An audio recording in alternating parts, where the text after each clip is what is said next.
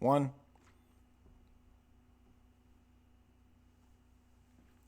All right, we're live, and I need to know if you guys can hear me okay. And then we're going to test my audio, make sure we're good, and then we're going to test Father Deacon Dr. Ananias's audio, make sure he's good before we start yapping. So, welcome to Jay's Analysis. We got a treat. We got an academic treat for you tonight because, of course, all that matters is academic theology. Nothing else matters. Just your IQ. That's how you get into heaven, is whoever has the best IQ. Psych. Yeah, you didn't know that. Yeah, psych. Babyface. I bought a good lamp finally so I don't look like a washed out old hag. We are good, so you guys can hear me. Is the audio good on my end? Okay, now cross your fingers. Let's hear Father Deacon Dr. Ananias. Welcome, and let's make sure that he's not echoey. Can you hear us? Am I echoey? Can you hear me? Can you guys hear him without an echo before we start yapping? Cross your fingers. Yes. Okay, so they can hear me. Gotta wait for the chat to catch up. Can you hear him? Father Deacon, tell us a little bit about your. What's one of your favorite films? Do you have a favorite film? Oh man, that's a hard. You know what? Some films that I really like is Terrence Malick's films. I like Terrence Malick. Mm-hmm. What was I thought Tree of Life was good. I need to revisit Tree of Life. I did see it when it came out. The audio is bad. Okay, so he's a little quiet. Let's get him louder. Can you talk for me, Father Deacon? Okay, how about that? Better, louder. How is he now? Can you guys hear him? I'm gonna try to mute when I. Can you guys hear him? Up, down, echo. I need you to talk so I can see how the audio is with you. Yeah. All right, check. Mic 1, 2, 3. So yeah, Terrence Malick. I also like Badlands from Terrence Malick. Of course, I love all the 80s. Something about Christmas too in the 80s movies. So my wife and I had to pop on a bunch of 80s movies. Gremlins is a great 80s movie that I recommend for everybody. So I'm trying to pop up the chat so I can. Yeah, I think we're okay. I think the thing is that you're on a laptop, so you're using an internal microphone in the laptop, right? No, I'm using my external mic. Oh, you do have okay. Is there any way to turn it up just a little bit? Up preamp. So, what's that? Is there any way to turn it up just a little bit, and then I think we're good to go? Yeah. Okay, how's that? Your input audio up a little bit more, if you can. Okay, let's see. How about that? Better? Is it louder? It's good enough. Louder. Yeah, just try to talk as loud as you can because you're coming in low. But I think we're good. All right, we got a full house tonight. Welcome all you nerds. We're going to be getting into some deep stuff. Thank you for those movie recommendations. I do need to revisit Terrence Malick, but we're going to talk about Scotus and Anselm, and I want to thank Father Deacon Dr. Ananias for joining me. I'm going to try to make it as loud as possible. I don't know why every time there's a audio issue, it never fails. There's a problem. I've got him up all the way, so I'm just going to talk really loud. There you go. Just scream into the microphone. So that's Let me repeat myself. All right. Everybody says that's better now. So, but you don't have to scream. That's a good screaming.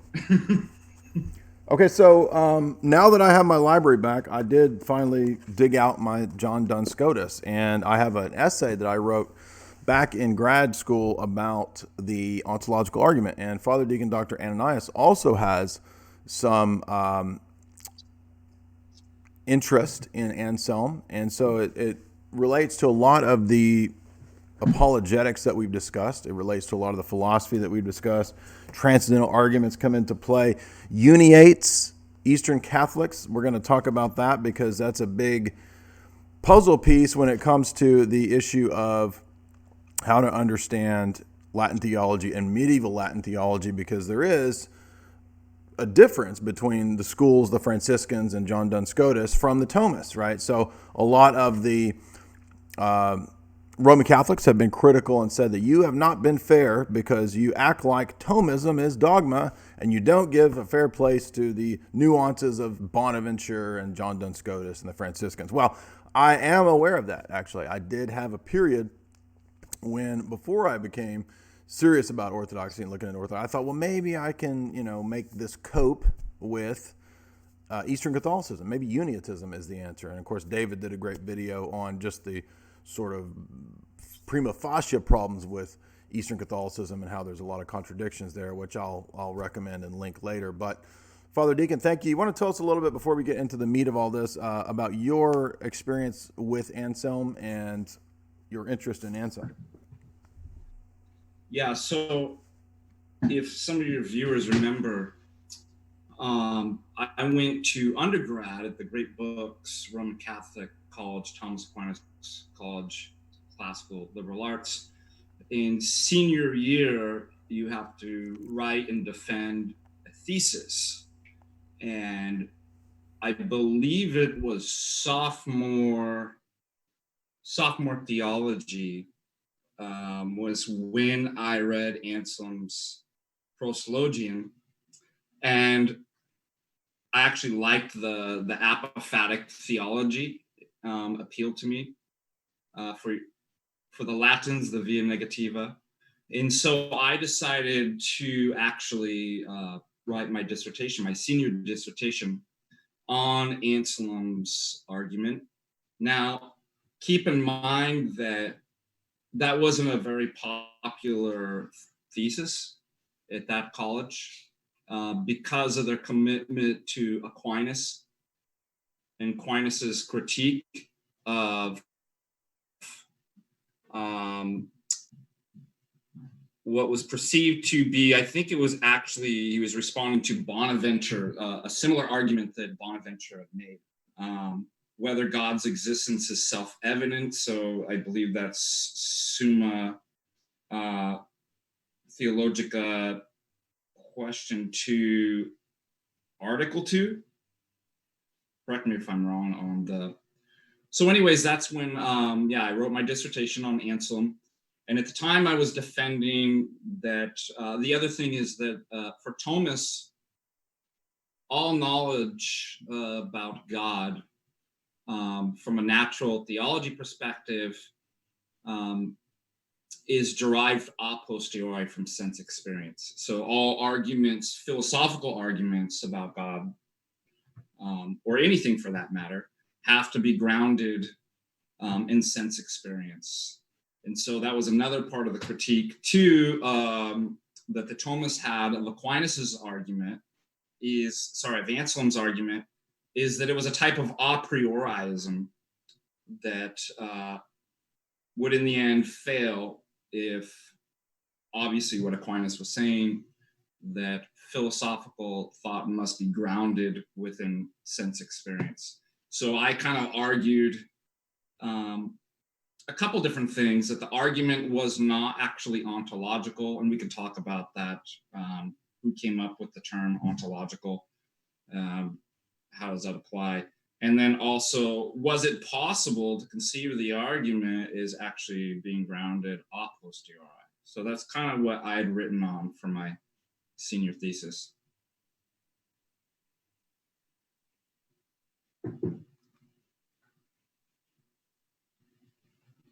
Yeah, my early 20s, I was, as you probably know, very into Van Til and Bahnsen. So I had a unique approach to the ontological argument where there were people actually who were students of Bahnsen who had a bit of an appreciation with the a priori approach of Anselm. But of course, we know that ultimately Anselm's ontological argument doesn't actually work. It actually fails in many ways. However, there are some insights. It is an interesting reversal of the classical foundationalist approach of most of the other types of argumentation. So when we talk about John Duns Scotus, we want to be fair to him and give him some credit for being willing to critique specific areas of Thomism. So in that regard, I will touch on that because I do have this week I did brush up on my Scotus, so I've got multiple of his works here in this volume, and I also read in the Cambridge companion to John Duns Scotus to make sure that my analysis was correct, and I think it was, because so I didn't get anything wrong. But another point I wanted to make about Anselm too is that a lot of people are unaware of the fact that Anselm's theology isn't just important in terms of the ontological argument, but he's also important for the atonement theory that he put forward. Yeah. And I've read most of Anselm's works, and so if we look at his atonement theory, and if we look at Cor Deus Homo, we actually find some Christological errors. Now, when I was a Roman Catholic, when I was a trad, I was really into Aquinas, and I was into Anselm. I had an appreciation for him, and I did read Bonaventure and Scotus and these guys too. But I had no conception of the possibility that there could be a serious Christological error in Anselm. And so I was skeptical when I heard this, but it wasn't until I delved really deeply into St. Maximus himself. And if you've read the excellent book, Free Choice in St. Maximus Confessor, which is a pretty well-known, rare book by Dr. Farrell, he has a chapter on the monothelite conclusions of a lot of the Augustinian approaches. And the later Augustine, I'm not saying that Augustine was intentionally a monothelite, but the later theology that developed in the West unintentionally became monothelite.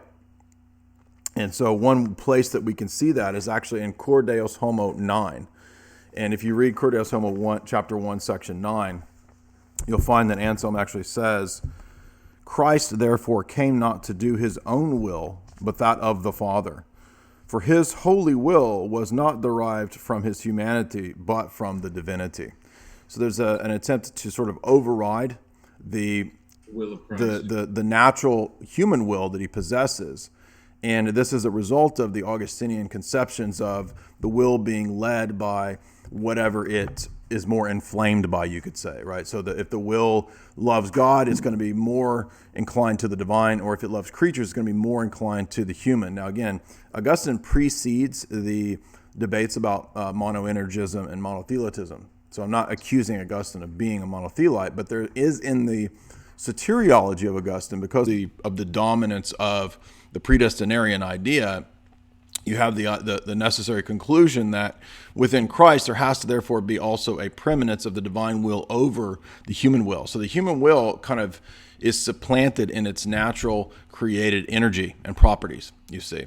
And so, again, I'm very aware of all the nuances of this. I'm not saying that he was a Calvinist, but there's the tendency there because of the doctrine of efficacious grace, of unconditional election in Augustine, where you do have this tendency. And by the way, Aquinas does teach efficacious grace as well. So many medieval theologians did follow in the train of Augustine in his theology of grace. Anselm does also. And so that's why you'll find in that same section, in Cor Deus Homo, he also talks about Christ's, and this is a critique that we often make of the Christology of the Latin Church, which is that although, again, it may not intend to view the incarnation or the divine hypostasis as a result of the incarnation, oftentimes it inadvertently does. Christ's hypostasis was divine from all eternity. It's not the result, right? Who he is as a divine person is not the result of the incarnation. He assumed impersonal human nature, and his human nature has for its personhood the divine person of the Logos. But if you read Cor Deus Homo 1:9, he actually refers to Christ as a human person. Christ is not, strictly speaking, a human person, right? So, and we've covered this many times. You can read the Bathrellos book on the Byzantine Christ and how there is symmetrical and asymmetrical Christology. That's true. But technically speaking, in Maximus and all the Orthodox fathers, the more proper way to conceive of this is to stress that the personhood of Christ is asymmetrical, meaning that his humanity is impersonal. The only person present there is the second person of the Godhead from all eternity in all of the incarnate actions of Christ. That's always stressed. Jay, I have a question. Yeah, I'm sorry. But I did want to stress this because I'm not trying to take over the whole chat, but just because it's very important to understand that we're talking about a confusion of Christology and of absolute divine simplicity and of natural theology. These are all going to come into play with Anselm. Jay, do you think that this associating Christ with the human person could also result, perhaps even with Anselm, but obviously today, when people get these Christological eras going, that they're taking person in a vulgar sense. Vulgar, I mean, in the common kind of colloquial usage that, oh, you're a person, you're human, they're kind of, it's bad theology. It's not being clear with the term, that this very technical term in theology when we're using this is for referring to Christ. And so when you were I think you're speaking, right. Yeah, when we touched on that before, you made this great point because you were talking about how we typically are just thinking in modern Western parlance, and so for a lot of people that maybe aren't into the deep philosophical terms, and hence why we did that stream where we covered a lot of these more difficult terms. We talked about how this is not common parlance, right? We're not making using these terms in the way that most people in the modern West understand. There's a different patristic way to understand these terms. So, for example, a lot of people misunderstand hypostasis just to be the existing individual, the concretized individual, and there's a sense in which that's partly true, but that's not all that there is in hypostasis, right? If it was all that there was, then we would be modalists because we would not understand that. In the triad itself, there's three distinct hypostases that are really different. They really are distinct personages, and they're just as distinct as they are one. So there's no imbalance between the unity and the multiplicity in the Godhead. They're just as three as they are one. They're just as one as they are three. And so one reason why we can't say that hypostasis is just a concretized individual would mean that the three hypostases are just masks for the divine nature, right? Sometimes people will conceive of this as all hypostasis is an instance of nature, but that's not true. It is an instance of nature, but it's also more than that, and so we see that from the triad. But again, we don't want to go too far back into all that we've already covered. Again, if people really want to get deep into that, just read The Byzantine Christ by Demetrios Bathrelos, and he covers how that debate fleshes out in the 4th, 5th, and 6th councils. But again, I just wanted to point out that the mistake in Anselm does relate to absolute divine simplicity. It does relate to the incarnation. It affects the incarnation. It relates to his view of natural theology, because he still does have a view of natural theology, as we'll see with John Duns Scotus, and it relates to Christology. And this is treated very well in the Free Choice and Maximus Confessor book. And again, I was for a long time very reticent to accept that, and then I read the appendix. Actually, there's a great appendix in this book that is a critique of the Christological conclusions of Augustine's predestinarianism. You see, because if Augustine's doctrine of predestination is correct, then it affects the incarnation to the extent that when Christ becomes incarnate, then his humanity also has to be predestined.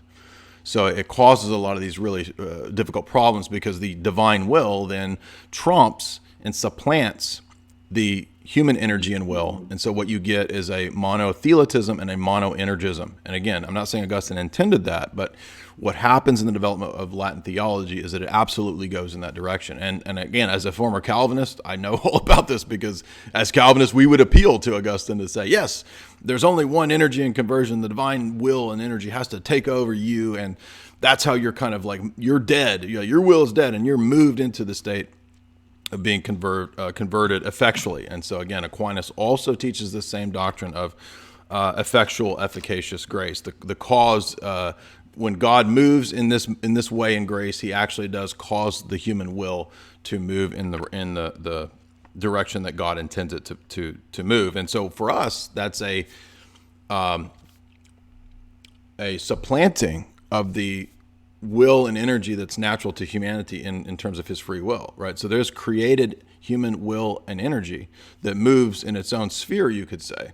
And so when we participate in conversion, there's never a loss of synergy, right? So there's a divine will that is obviously more powerful. We're not saying that they're equal. It's like, oh, you do half of the work, God does half the work, and it's this 50-50 thing. No, it's more of the union idea of Christology, where you have in Christ his human nature and energy is deified and raised by the divine will and energy. That's all taught very clearly in the Sixth Council and in Book 3 of St. John Damascus. So I'm sorry, I didn't want to get too deep into that. Forgive me, but I did want to stress. No, Jay, point out too for the listeners that you can find all of this in Augustine's On Nature and Grace. So that's where he flushes this out. Yeah, that's a great point. Yeah, if you read the anti-Pelagian treatises, which I've read all those, he has a work on perseverance. He has on nature and grace, and then there's one more on baptism, I think, where he talks about against the Pelagians, where he discusses the topics of efficacious grace. He also, in many places in City of God, he also talks about the fixed number of the chosen elect. Now, again, we're not saying that there's not. I mean, I think God, in His foreknowledge, obviously He knew who would be chosen, and that we don't see these things in tension. In other words, like God's decision is not based on our decision, and our decision is not based on God's decision. There's some kind of compatibility that we don't understand as humans, and so all throughout Scripture, you will see this presented as a mystery. And so, in Latin theology, you've had the tendency to not accept the mystery of compatibilism and try to side on one of these things. Like, oh, well, the Arminians are right that like we make all the decisions, and God kind of has to, in like open theology, has to wait to see what we do. Or you have the Calvinistic doctrine where it's the will of God is identical to the essence of God, and everything's completely determined.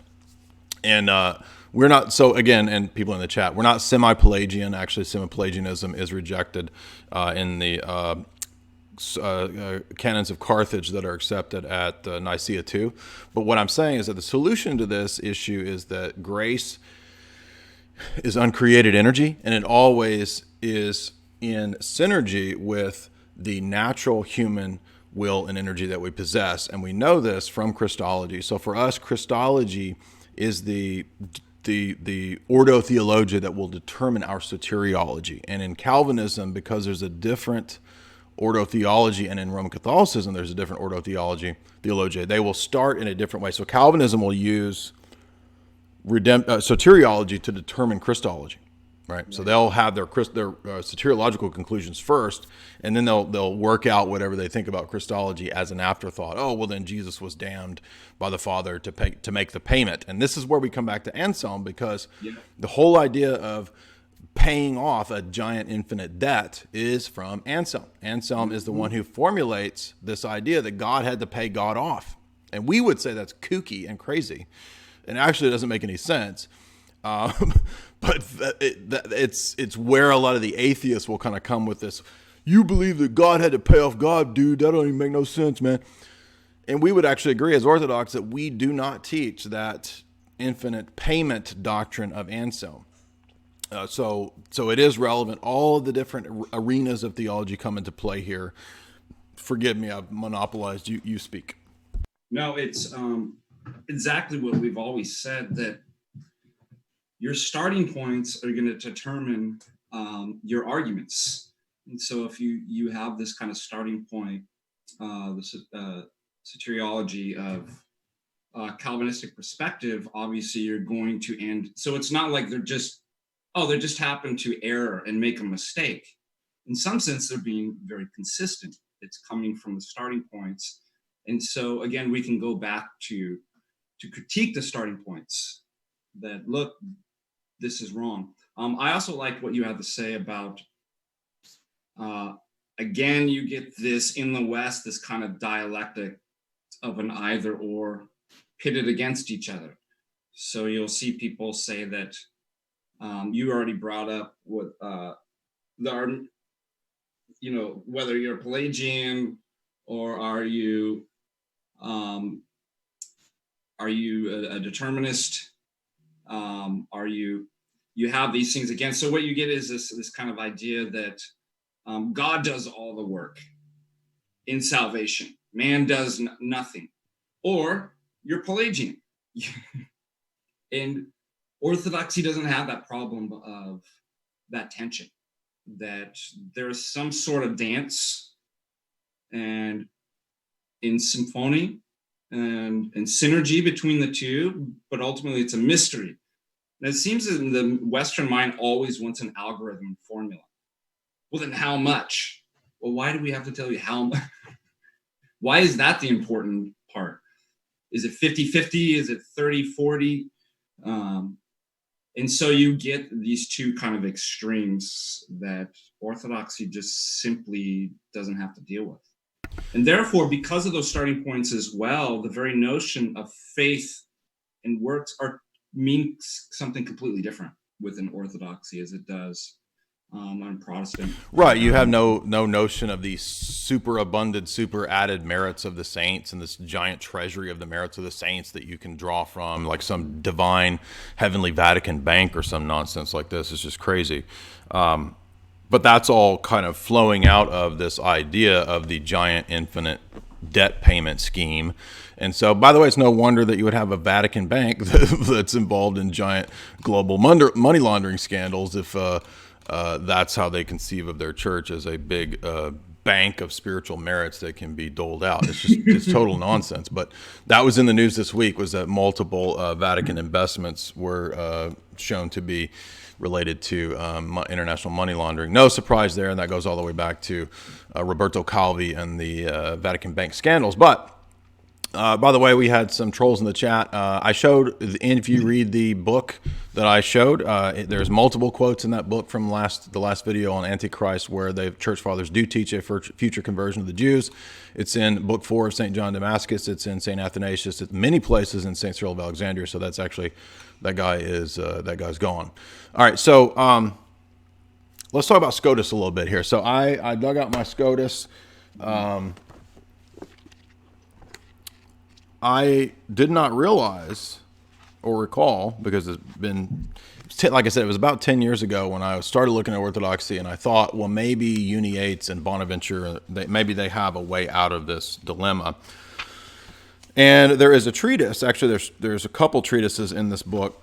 There is the natural knowledge of God, there is the existence of God, and then there's a treatise called the unicity of God. So I did get a chance to review these treatises. The most relevant is the second and third, the existence of God and the unicity of God. The unicity of God is fairly short. It's about 15, 20 pages. The existence of God is a little bit longer. It's about 50 or 60. But what we see is Scotus essentially giving us a primer on his take on apologetics, his argumentation. I'll summarize what he says from the, let's see, this is a Scotus, James F. Ross and Todd Bates, who are Scotus scholars, because I don't profess to be a Scotus scholar. I've just read these 3 works that we mentioned here. But they state the natural theology of Scotus to be as follows. And from what I understood in the treatise, and yes, I did read it, it's not fake footnotes. He says, number 1, we can reason demonstrably to the necessary existence and the nature of God from what is in the world, but not from imagined situations or from conceivable to us situations, rather only from the possibility logically required for us to know what actually is so. So there is a kind of presupposition of generic metaphysics. This is going to be very crucial for Scotus, where we can start with generic metaphysical univocal assumptions. So this is one place where he disagrees off the bat with Aquinas, is that there are univocal conceptions that apply to God and man, particularly one area, and that is called being. But we'll get to that in a minute. Well, that's the next point, is that there is a univocal transcendental notion of being that is common to God and man. And God is part of this generic category of things that participate in being. So being is a property, a predicate, common to humans, things, and God, right off the bat. And this is in contrast to Dr. Goff and to Michael Lofton and all the uniate-minded guys, Eric Ibarra, whoever, who have tried to stress that it's the same theology, bro. The Scotus is saying the same thing that you Orthodox Palamites are saying with his, well, right off the bat, no. This is a violation of the apophatic theology that we hold to. We would not say that univocal being exists between God and man. The being that God has is an uncreated energy. It's not univocal to created beings. There's no, you can make analogies between the energies and created things, but not the essence of God. And the problem is that we will see pretty consistently through John Duns Scotus, that there is a strict doctrine of actus purus. There is a strict identification of many attributes with the essence of God. And we'll see that his formal distinction between the attributes actually is not the same thing as Palamos. It doesn't hold up. It's very much distinguished from a real distinction between the energies. He goes on to say... Jay, also point out too, that argument would apply to all you goofus Orthodox Latinizers as well, that think that there's some type of compatibility there. Great point. But Exactly. Exactly, because a lot of the ecumenist-minded Orthodox people believe that, oh, these are just saying the same thing, and we can just smush these two positions together. I'm going to show you that doesn't work.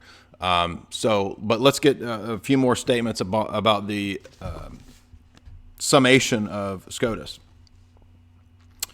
There is an a priori demonstration of the existence of God that is, an a priori demonstration of God's existence is impossible. So he's not going to agree with Anselm's a priorism or ontologism. He's going to reject that, but there will be some interesting attempts to use Anselm in the work, The Existence of God. John Duns Scotus believes that there is not a possible a priori argument for God's existence because there's nothing explanatorily prior to divine being. Thus, all reasoning must be a posteriori from the real dependences among the things that we perceive to the possibility of the first being. So in other words, his philosophy starts with the Aristotelian argument of causality. We're going to see that. So he's very much an Aristotelian. He's not a Platonist. He's very much an Aristotelian who will go to great lengths in the argument for the existence of God to capitalize on the causal argument.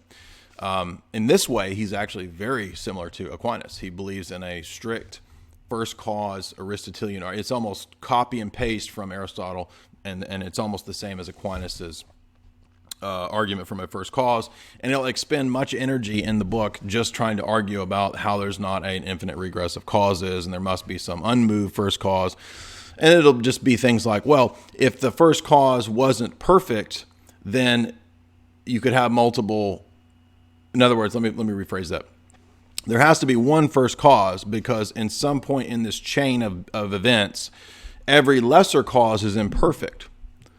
And so if there's an imperfect series of causes, there must be some perfect cause from which it comes. And that perfect cause can't be multiple because if it was multiple, then one of those multiple first causes would be lacking and imperfect, right? Mm-hmm. So where did it get its degree of perfection from? So in other words, there is a series of assumptions about perfection that is prior to his argumentation about causality, and we'll get to why that doesn't work. But as with the ontological argument, it also has the presupposition of existence and perfection being predicates that actually exist in the world, but that hasn't been demonstrated yet. That's why the ontological argument will fail.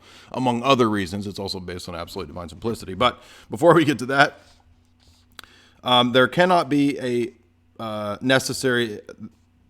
Such a being, the first principle, cannot be possible without existing necessarily. The first being, God, is therefore simple, omni-intelligent, free and spontaneous, omnipotent, and positively infinite. There is therefore a formal distinction between his attributes that are not just conceptual, but also a distinction amongst the attributes. Now that may sound, that's the point, of course, where the Uniates all say that, well, this is where we can find common cause, because he says that the distinctions are not notional and conceptual like Aquinas, they are formal. But let's get a little bit clearer here, because they note that there is a universal, all-encompassing, univocal conception of being without which we can't begin to think. Scotus considers such a conception a necessity, and this necessity is what we use to demonstrate God's existence. And indeed, it is the basis for a coherent science of metaphysics. So this is a scientific, reasoned, rational approach to the existence of God. What's it based on? Not transcendental arguments. Don't mistake the fact that the word transcendental is used here. It's not a transcendental argument. It's the assumption of being. Generic being is the most primary, properly basic thing in his system. So some philosophies might look at causation or causality as properly basic. Scotus is unique here, and this is what he would share with Anselm, is that he does agree that the most properly basic starting point for all philosophy is being, metaphysics. But I'm sorry, I'm going to let you speak here, take the floor, but my initial critique of this is that on what basis do we know that being is the most properly basic, clear, self-evident, non-theory laden principle in the universe? Oh, because it's self-evident, don't you know? So it's self-evident that it's self-evident. This is why. That's right. And in fact, I had it when I first came into the Roman Catholic Church and I was starting to read Aristotle back in 2003 and 4. I had a long discussion with a pretty philosophically astute Roman Catholic priest. I brought this story up many times. And he did his PhD on Anselm and the ontological argument. And he said that, as I was researching this argument, trying to see if it fit together, if it was valid, he said, I came to the conclusion that it's valid if you believe that being is the most basic fundamental category of reality. And get this, I kid you not. He said, it works if you believe that being bees. So he's admitting that the system is ultimately self-referential at its most basic starting point. And what's the most basic starting point? Being, generic being. And being is self-existent, and therefore being bees. If you admit that being bees, circular, then you can build this system of the ontological argument, right?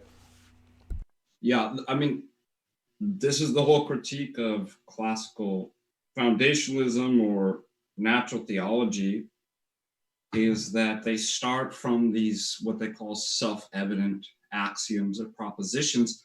But isn't it funny that Aquinas actually has an argument?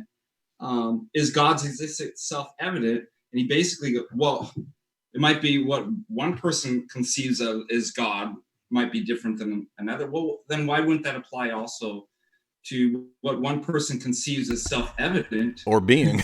Might be for, I mean, it's just assumed that we just all universally perceive and understand self-evident propositions and positions in the same way. Why do I have to be forced to say something? And clearly, all the evidence suggests that we don't see self-evident, what they would call self-evident propositions as the same. By the way, I think that might even come from Aristotle. That the first thing in your order of knowledge is being, that it is, quid est. That, and as you pointed out, the Scotus is going to be pulling a lot from Aquinas. Aristotle. Did I say Aquinas? Aristotle. Yeah. That this principle is in Aristotle. Yeah, I mean, in many ways, it's almost more slavish to Aristotle than perhaps even Aquinas. I mean, you could argue that. I mean, it's hard to. You could debate that if you want to, but where's my Scotus? Let's get it out here. Okay, so in the Existence of God treatise, what he does is he lays out these arguments for whether in the realm of being something exists that is actually infinite. So he begins with these arguments on the basis of pretty heavy philosophically heavy-handed ideas about infinity, perfection, existence, esse, right? All these things that in his mind are just kind of understood, because we have to understand that for the ancient and medieval world, there kind of was a universal attitude of how to approach philosophy and metaphysics. I think that Eastern Fathers were more inclined to critiquing presuppositions, and we've discussed that many times in different books and different works, different church fathers. And that's why you get a transcendental argument in John Damascus. But when it comes to these Latin fathers, you get the assumption that we can just kind of approach all these categories as if they are self-evident and they're not theory-laden. They didn't think about things, especially in the West, as theory-laden. Nobody had this conception. This is a later philosophical issue that, it was already kind of incipiently there, but not explicitly there. So he says that God is a this, and because this has a single nature, we can start with reasoning from natural theology. So here's the second point, which clearly distinguishes Scotus from our view, is that Scotus believes in natural theology. There's an entire essay in here about Scotus's natural theology. There's an entire work at the beginning about the natural knowledge that we have of God. And it is not, I mean, it does differ in areas from Aquinas, but again, Scotus is not teaching an orthodox view of anthropology, of Christology, of uncreated grace, and the way that we conceive of and know God directly that you would see, for example, in Father Staniele. If you look at Volume 1 of Father Staniele, you'll see that he clearly rejects natural theology and he believes in natural revelation. If you read the famous essay, as we mentioned the last time, from St. Justin Popovich on St. Isaac the Syrian's theory of knowledge, you'll see that it's a rejection of natural theology. The whole essay is against natural theology. So our saints, I think Father Staniele will probably end up a saint, 20th century theologians, saints, they're very clear about the rejection of natural theology, and that's why we're not Thomists, you see. And there are Orthodox people who think, well, yeah, we should do we should do natural theology because we have the same patristic heritage. No, it's not. That doesn't work like that, right? So again, the second point is that as he begins to make his argumentation, Scotus argues from basic generic theism. So generic theism, reasoning up from creatures to the first cause, which he shares in common with Aquinas, which he directly lifts the causal chain from Aristotle. That's completely not orthodox. So right away, there's no generic conception of being. For us, the being of God is an uncreated energy.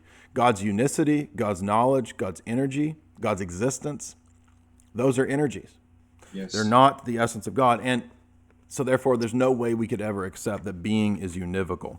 And that doesn't mean that we're agreeing with Aquinas either. We're simply pointing out that what he's having to do to make this connector between the realm of creatures and the divine is because he doesn't have a doctrine of direct perception of God by the nous, because he doesn't have a doctrine of uncreated energies. Scotus sees problems in Thomism, and what he does is instead of having nous and uncreated energies, he interjects the idea of univocal being.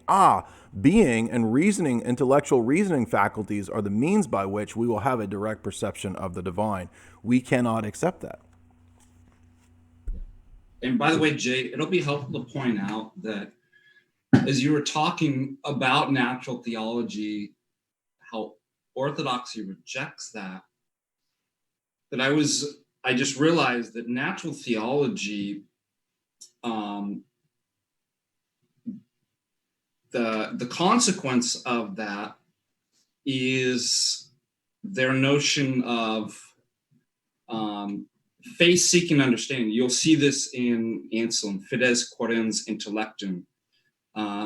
You have, this is carried all throughout the Roman Catholic Church. In the encyclical letter of John Paul II, Fides et Ratio, that you have faith in reason, and this is a total natural theology project. Faith and reason are just absolutely distinct. So they're unified, I guess they would argue, insofar as they're trying to apprehend truth, but beyond that, they're not connected in any way. And I'm glad that you referenced Staniele's book, because in chapter 1, he talks about that we do have natural revelation. That's different than natural theology. But all natural revelation is divine revelation. So we don't have these pitted categories, and you're going to see this develop within the prosologian as well, and then carried out through in Aquinas, all the way to Pope John Paul II, that somehow faith is deficient and needs to be illumined by philosophy. It hands over the project to philosophy to inquire. We don't have that. And so I just realized when you were speaking about that, this comes out of the faulty principle of natural theology as a starting point. Yes, in fact, that is the next section in John Duns Scotus, is that he actually goes to Augustine. Now, in my opinion, what he quotes here from Augustine is not necessarily wrong, because he talks about he does make an interesting argument that that the first, if the first cause is infinite, then it does suggest that there's not there can't be multiple first causes. In other words, how can you have multiple infinites at the same time that are simple? Like, I mean, I think that kind of stands to reason. But the problem is that we have to, in other words, for the natural theology or the classical arguments to hold, we have to grant a whole bunch of things. Basically, we have to grant the Christian presuppositions that they're intending to prove. Once we grant the Christian presuppositions of the classical arguments, they kind of work, right? So we could say something like, well, if you grant the presuppositions about what perfection is, that existence is a predicate, that there is one first supernatural cause, if you grant those things, which are what the arguments are supposed to prove, if you grant them, then that you can reason out certain things that are true, correct. Like, for example, if there is a perfect first cause, then it's not lacking in what it causes, and so there can't be a secondary cause that's also the first, that's part of the first cause, right? In other words, if there's two first causes, or if this is an argument against polytheism, is where Scotus begins to move the treatise, and he says that, well, Augustine shows us that faith seeks reason, he says, and since reasoning is good, we can reason that the first cause has to be singular, because if it's double, then there's something that one side of this double cause is lacking that the other one has, and this side's lacking something that this side has, or this principle has, and so therefore it's not perfect. If it was perfect, it would have all of the efficient causal powers that it needed to affect every cause. My nose is itching. I'm not sniffing coke here before somebody says I'm a cokehead. That's what they'll say in the chat. They'll be like, oh, he's doing coke while he's talking about theology. No, I have allergies really bad. I'm in a new house and my books are moldy. Anyway, this book is old and moldy. But so infinity, if it's linked to the presuppositions about perfection, you could reason out a lot of these very interesting conclusions. But the problem, as you pointed out, is that there's not a generic conception of infinity that everybody agrees on outside of the theory of theology and the paradigm from which we come. There's not a generic conception of being. There's not a generic conception of causality or any of these principles that these guys want to start with. And the way that we know that we also can't align with this approach is that on the very next page, who does he begin to cite as sources? Avicenna, the next source, and he finds good arguments in Avicenna. Now, I'm not saying that Avicenna can never make a good argument. My point is that he's saying that Avicenna's conception of God, Aquinas' conception of God, Augustine's conception of God, and then later Maimonides' conception. He will actually cite Maimonides just like Aquinas does. When Aquinas rejects the essence energy distinction of John Damascus, who does Aquinas cite? Maimonides. He's going to cite Maimonides too. And so the reason I'm saying that is that shows you that his generic theism conception is one in which he could align with the Muslim, the Jew, the pagan, Aristotle, and all arguing for the same generic God on the basis here, not of Aquinas' basic principles, but here on the basis of generic being. And Jay, I like what you have to say too. It's not that we're saying that the logic of these arguments don't work, that they're not good. It's the starting points. And the starting point is that, and we could just say it, going back to the West conception of fides et ratio, faith and reason, is that it's a pretended autonomy that we can let's just all pretend that for the moment that we don't need God, there is no God, and that we can actually reason. And we have these, well, what are we going to reason from? The common denominator that we all agree on, and that is either sense perception of these basic self-evident propositions, or as Duns Scotus says, the generic notion of being. And then so this is what we're questioning and critiquing, is not the logic of the argument. So I thought it was important to make that clear. But the fundamental starting point, you can't do that. You have not established either that there is a common notion among all people and all faiths. And second of all, that you can do reasoning in this kind of pretended autonomy without divine revelation. So that would be our critique. So I think it's important to state that. Not that the logic of the arguments are bad, but the starting points and the basic assumptions that they're committed to. Yes, this is a thing that the Catholics often misunderstand, is that when we critique the presuppositions, they think we're actually denying causality. You don't believe in causality? You're crazy. You're a postmodernist. I've had Roman Catholic Thomists actually say, you're a postmodernist because you deny principles of causality, principles of purpose, and telos. No. We're not denying those things are real. We're denying that they're self-evident and that they're not theory-laden outside of some system. I mean, you could say even in a sense that they're self-evident. I mean, we're all utilizing the principles of telos and the principles of causality in the world, sure. But the question is that from a paradigmatic level, are they actually self-evident apart from a worldview wherein we can ground them or make sense of them in a holistic way? And the answer is that there's not. There's nothing about telos or causality or being, generic being, that makes it self-evident or more evident than God himself. And in fact, if we're Christians, if we believe the Bible, the revelation that we have in Scripture actually says that all those things are actually dependent upon God. I mean, how could created causal relations not be dependent upon God if we believe in the logos logi doctrine?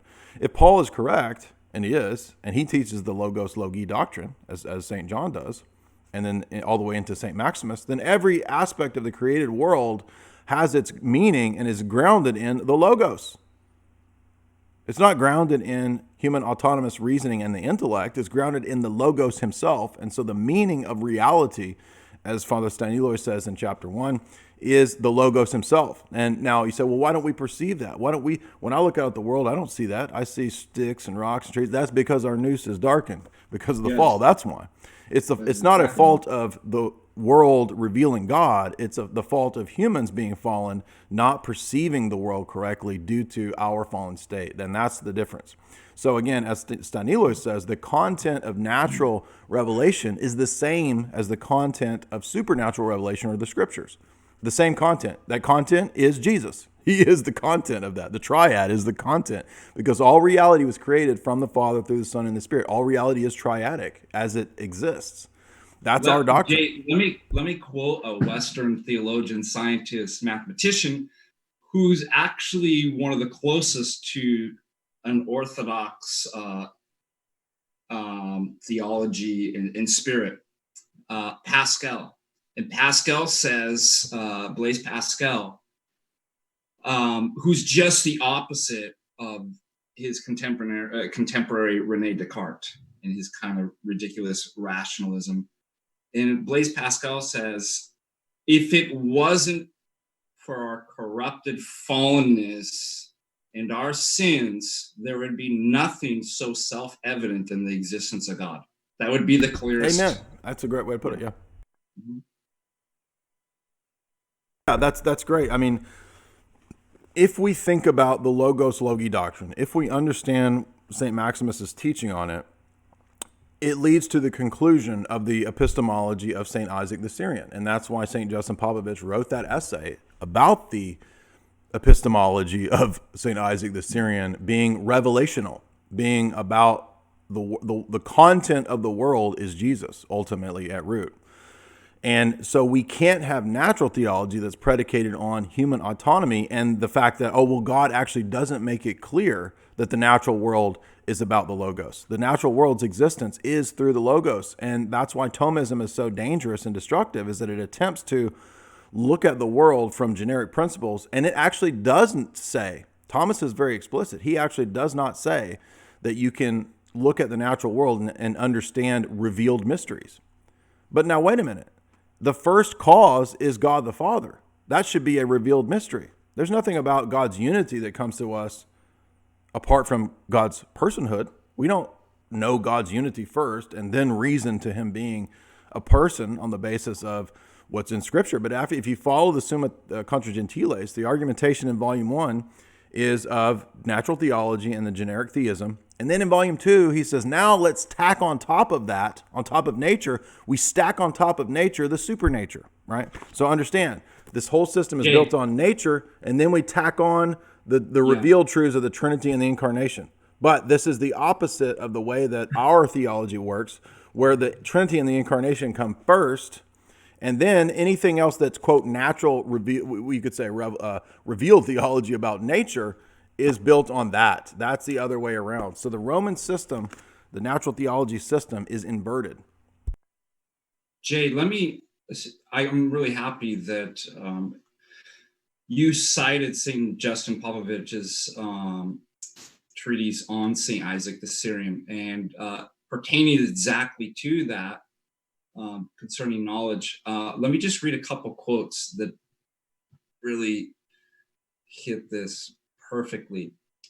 He states, rationalism separates man and his understanding, seeing the latter is the chief fount of truth and the highest measure of all that is, attributing all worth to it, making it an absolute and idolizing it, while at the same time belittling the other psychic and physical powers of man. Critical thought, for its part, is little more than apologia for a rationalism and sensualism that drags the understanding and man with it down to the level of senses. And he goes on to state, what is the foundation of the intellect and of knowledge? Man tries to explain himself in terms of things, but with a total lack of success for explaining himself in terms of things. Man, in the end, is reduced to a thing itself, to matter. He's going exactly after Scotus. this Western epistemology and the problems, and that the starting point, he's pointing out that the starting point must be the Logos, must be God's divine revelation himself. So I'm really happy that you brought that up. Yeah, I'm great that I didn't even know I didn't recall that he made that statement about things as if like, and by the way, he's pointing out the problem of empirical sense data based theology, and that's exactly what natural theology and Thomism is. So moving on then in John Duns Scotus, Scotus moves on to consider in a very philosophically dense way the first being, why he finds the Anselmian argument ultimately not convincing, even though he is interested in showing that there is a generic being, there is a first being, and that will be useful in Anselm. Anselm, for the ontological argument, also, like Scotus, has to presuppose the primacy of generic being. But Scotus does not find the argument convincing, and so instead he argues on the basis of causal chain and the cosmological argument, and he gives this extended treatise presentation about how the first being has to be primary, efficient, he has to be the final cause, he has to be the immanent cause.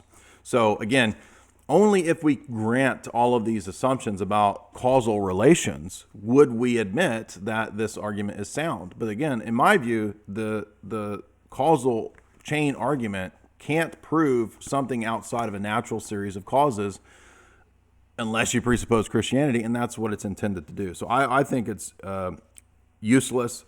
I would add, too, that this whole approach is wrong because it does not start with God as person. This is another problem with a different ordo theologia. We mentioned this with Calvinism. We mentioned it with Thomism. Unfortunately, another reason that the Scotus approach does not work with Orthodox theology is that it is also a theology that it's an ordo theologia based on essentialism, based on existence, based on being, as if that's the primary category. And so he will reason from God as the first super simple essence, and then he'll tack on other attributes that he thinks are rationally, logically to follow from that. So he'll say, well, the first being has to be infinite, he has to be uncaused, he has to be perfect, he has to be simple, he has to be omniscient, omnipotent. And so he talks about these kind of generic categories, he uses his generic theism to tack on then these attributes that natural theology thinks can be teased out of assuming the first cause. Now, I don't think that those logically follow because, they do logically follow if you're a Christian. But the problem is that these arguments are intended to eventually lead you to Christianity, but they don't because they lead you to a generic God that is not the Christian God. And the reason it's not the Christian God is because all of these other world religions, they don't have the proper Trinitarian and Christological theology that we do. You have to have, for example, the essence-energy distinction. Orthodoxy is the only world religion that has a real belief in the essence-energy distinction. All of the other world religions don't, and they presuppose some form of absolute simplicity, where all of the names of the attributes are identical to who he is, And that's the next point, is that, guess what? Scotus is very clear that God's attributes, maybe not all of them, are absolutely and actually identical to the essence. Now, he does think that some of the attributes can be distinguished and that the distinction is not purely formal, purely conceptual. Virtual. Yeah. It's not purely virtual. However, in the treatise, I have to stress this, and I shared these on Twitter, but if you didn't catch them, on page 56 of this volume, under the existence of God, under the second conclusion, I establish it as follows. The knowledge and the will of the first being are the exact same as its essence. So he actually agrees totally with Aquinas on that point. And what's his proof? Is it the Bible? No, it's Aristotle. Aristotle in Book 13 of Metaphysics says the essence of this first being must be the same as its existence. If it was not, it would not be the best substance because it would be composed. That's absolute divine simplicity. There you go. And so he goes on to say, we have many reasonings to establish this, not just on the basis of Aristotle, but many logical arguments. He says, he goes again to Aristotle. He says the conclusion is that the divine essence is absolutely identical with its will, and this is a fruitful doctrine because of its corollaries, the things that flow from this. Well, what are the things that flow from this doctrine? He says, the self-knowledge of this being is identical with its nature also. For nothing is loved unless it is known. Hence, so here we have this weird Western doctrine of God loving himself the most, and that's the most perfect version. I think Metropolitan Herotheus, has critiqued this weird idea, but this is something that's in Aquinas as well, that God loves himself the most. Therefore, knowledge, as it were, is more closely connected with this essence than it is with will, and therefore it follows in third place that the intellect of this being is also the same as its nature. We prove this in the same way as follows. Fourthly, that whatever is required for this nature to know itself, it is also identical with the nature. For if the knowledge exists in virtue of itself, then the same is true of the reason for knowing, and therefore it must be known in the first intellect. Having thus proved that this self-knowledge and self-love of the first being are the same as its essence, I will go on to show the same to be true of other acts of this being, namely that all of this being's knowledge and its acts of volition, and that the knowledge, no knowledge can be of an accident to the first nature. So created beings, then he says, are accidental. They possess substance and accident.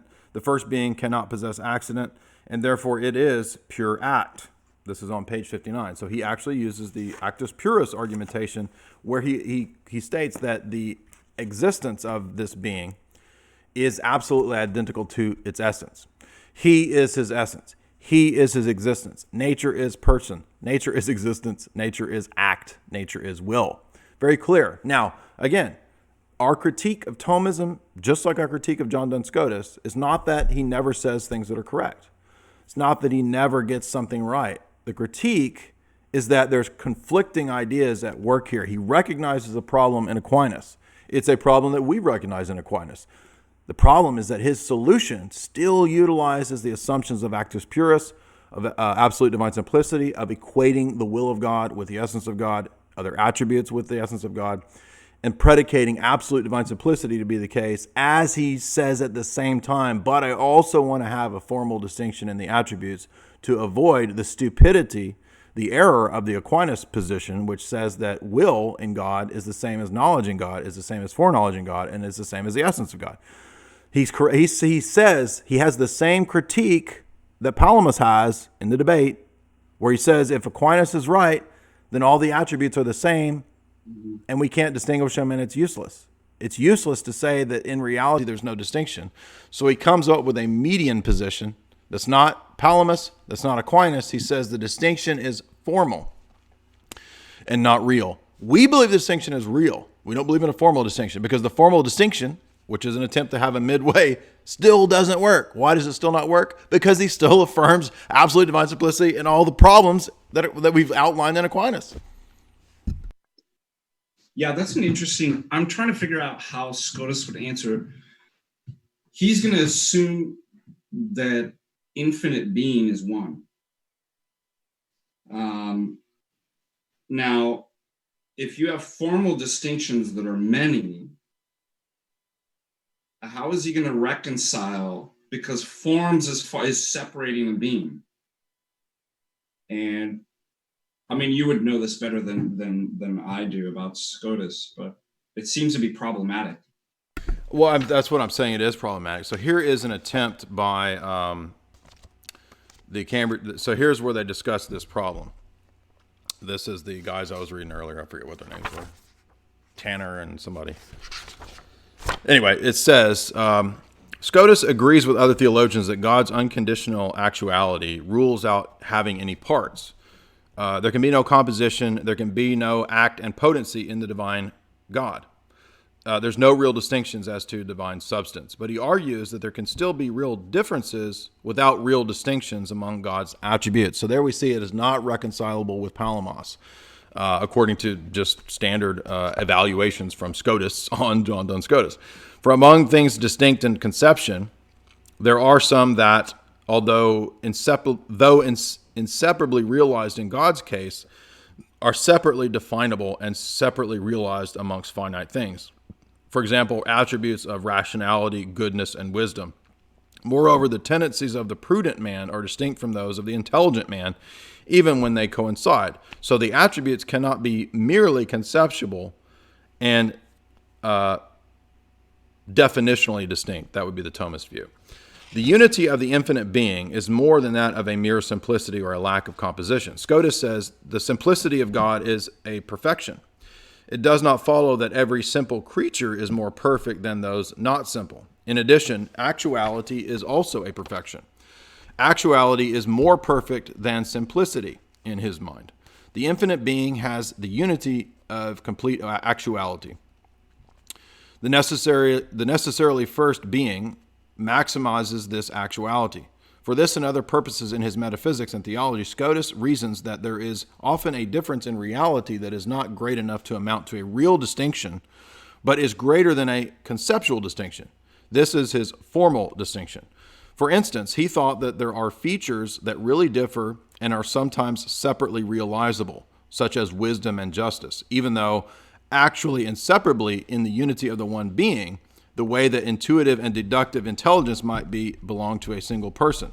Such formal distinctions are, one, separately knowable, at least within and without. This is kind of getting confusing with word salad. Within, without what? Their difference is real, independently of our mere thoughts. None can in a given thing exist on its own, so the attributes don't exist on their own, independently of the other attributes. And four, each one of them is perfectly the same and is related to the same being. So he's kind of saying what Palamos says here, that God is fully present in every one of his energies, but the energies really are distinct. But that's where Scotus will not go, to say that, no, the energies are not distinct. But let me add here, Scotus thinks, and this is the next paragraph, says that Scotus thinks there would be a contradiction if we affirmed Aquinas' position that they are all the attributes are only conceptually distinct, which he's correct. We would agree with that. But let's keep in mind that the essence-energy distinction is not just about speculations about divine names. The essence-energy distinction relates to the sacraments. The essence-energy distinction relates to uncreated grace, because that's what you partake in. The essence-energy distinction relates to Christology. You cannot have correct Christology, correct sacramentology, correct doctrine of the church, correct Christology, or any of that. You can't have any of that without the essence-energy distinction. So it's not just about reasoning about God. And this is what most of the Roman Catholics don't understand, is that when you read John Damascus, by book 3, he's taken the essence-energy distinction and applied it to Christology. St. Maximus does. The Sixth Council does. So it's not just about reasoning directly about God. How does God relate to the world? It's absolutely, fully, totally realized in the incarnation. You cannot have correct Christology without the essence-energy distinction. And that's what none of the Roman Catholics accept. And by the way, when they do understand and accept that, they become Orthodox. So what I'm saying is that even if we do find a correct critique of Aquinas in Scotus, it does not follow that the rest of the Scotus position is at all reconcilable with orthodoxy. Yeah, correct. And Scotus's argument, it seems bad. So he's going to, correct me if I'm wrong, he's going to say that what were the two virtues that he named that can exist? I think he said wisdom and justice. Wisdom and justice. So the assumption on Scotus and all our views, created being is divided in multiple. God is absolutely one. So what does he do? He says, well, in what way can God be absolutely one? And all of these attributes apply not only univocally, but that's exactly what the essence is. When we predicate, well, let's go to divided being to make it, and then come back and apply that to, does that not sound like a really bad argument? Well, it seems circular. I mean, so we're trying to reason about the unique way in which God can have a formal distinction in his attributes, and yet Scotus, again, as we saw in the treatise, vehemently still wants to believe in absolute divine simplicity. And so it's just an attempt to reconcile something that, and it doesn't work. And it doesn't work because absolute divine simplicity is not reconcilable with real distinctions. And he needs real distinctions because, and this is one of the easiest way to prove real distinctions, as I often point out, is to look at things like the action of God creating the world. Now, we know the Thomists all smush everything into cause and effect. Well, God's the cause and the world is the effect. So as it relates to the world, the effect is distinct, and so therefore God is not the same as his causes. That's not what we're actually talking about, the action itself, right? So because we believe God's actions are distinct from God himself and his essence. So when God creates the world, that action has to be specific. It can't be an eternal action, right? So the actions of God, if they're synonymous with the divine essence, then the action of creating the world is synonymous with the divine essence and is therefore eternal, and it's an essentialist emanation. That would be Platonism. This is origin, right? That's Originism, correct. That's Platonism. So consistent. That's why it's good to point that out. Absolutely. Origin's is being consistent with this starting point. Yeah, Origen was being consistent, correct. And so were the Eunomians. They just went in different directions. So were the Arians. They were all just taking ADS and going in different directions. Right. Now, when we come to, so if we think about the action of creating the world as a distinct action in the past, it's not something that God kept doing. There's not infinite worlds. He created this world. And then we think about Christology, and that's a divine person acting within history, within time and space. Jesus is a divine person acting within time and space. He really was incarnate. Is Jesus walking on water, which St. John Damascus says is an action proper to his divinity? Is that the same action as creating the world? No, obviously not. So there really are different actions of God. That's the easiest, simplest way to disprove the Thomist conception of all of the actions of God being identical to the essence of God. It's that easy. And then again, just read the Florovsky essay where he shows that St. Athanasius used the essence energy distinction argument against the Arians. The whole point of the argument against the Arians is to show that the action of generating the sun is a different action from the action of creating the world. If all the actions of God are identical, then there's no difference between generating the world and creating the sun. The sun's either a creature or the world is equivalent to the sun. It's an eternally generated, emanated thing. So the formal distinction, as we said, of Scotus therefore does not achieve what it attempts to achieve. It's a noble attempt, you could say, perhaps, to try to find a way out of the box of Thomism. But I think something you pointed out in our past talks was that, I forget how you said it, but you said something like, we as Orthodox, we use Aristotle in a different way, and we use it such that we don't have to be boxed into a cause-effect view of God to where God is only conceived of as substance and no accident. We can look at these as different windows of how we view God, and so we can talk about God in an Aristotelian way at times, and then at other times not be boxed into viewing God as a purely Aristotelian framework. Right, that's exactly what it was referencing, the point that it's impossible for anybody to be wrong 100%, 100% of the time, and therefore we can still use different truths when people from different paradigms speak truth. But when you take what the West has done, particularly Roman Catholicism, and then obviously Protestantism is going to inherit that, and you start with the starting points, you assume the starting points, and therefore the entire metaphysics, there is nowhere else to go. This is why the Thomist doesn't like Anselm, because he has Platonic starting points. You can't do, the two are incompatible because they have an Aristotelian metaphysics and starting point. So they're trapped within a box. We Orthodox aren't. We can say, yeah, when it's useful, we can use act and potency and these various things and cause and effect, but we're not committed to it. You don't have to. We're not going to end up in some crazy Thomistic defining of transubstantiation of the body of Christ with regards to substance and accidents. We don't have to. They have to commit to that. Yeah, I think that if you look at the whole scheme of the Summa, it's very different from what you see in St. John Damascus. I mean, St. John Damascus is the preeminent example of how we would approach Aristotle in the correct way. And not just Aristotle, but other fathers like Dionysius Areopagite who did utilize philosophy. So it's not that we are having a problem with Aristotle, Plato, or the people in terms of everything they say. It's that we're not confining ourselves to one philosophic scheme of Aristotelianism, and that's absolutely what happens as Leo XIII actually says that the philosophy of Aquinas is the official philosophy of the Roman Catholic Church. Mm-hmm. And as we move into the periods in which Roman Catholic theology does dogmatize absolute divine simplicity. So this is the key point that we also make against the Uniates, is that it's not just a matter of we're being unfair and saying that Roman Catholic theology doesn't have a place for Scotism. I recognize that Roman Catholic theology is a big umbrella, but that's part of the problem, is that the umbrella is about allowing contradictory things. And so Palamas can be viewed as a heretic for centuries, and then under John Paul and his ecumenical umbrella, suddenly now Palamas is a saint and a church father.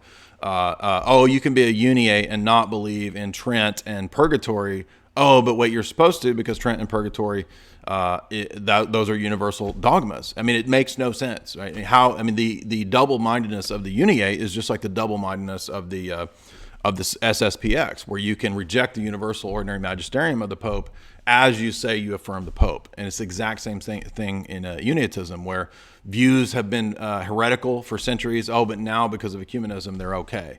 It's just not coherent. It's not consistent. It doesn't make any sense. And that's why even the big umbrella of the papacy, I mean, they now think that people who were Nestorian, other Monophysites, they'll have liturgies that revere Nestorians and Monophysites under the umbrella of the papacy. It makes no sense. It's incoherent. It only makes sense if you understand that the papacy scheme is a giant umbrella scheme, and that all of Uniatism was an attempt to just trick Orthodox to coming under the political power of the Pope. Absolutely. And the generic God, the monad.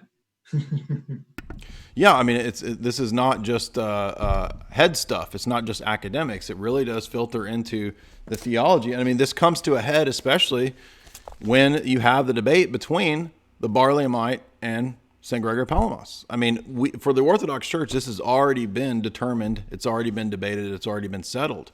We can't unite with Thomism because even Gennadius Scholarios, the most pro-Thomist, said that we could never accept his rejection of the essence-energy distinction. And St. John Damascus teaches the essence-energy distinction. There's absolutely no doubting that. And Aquinas rejects it. I've shown this many, many, many times. It's in many articles.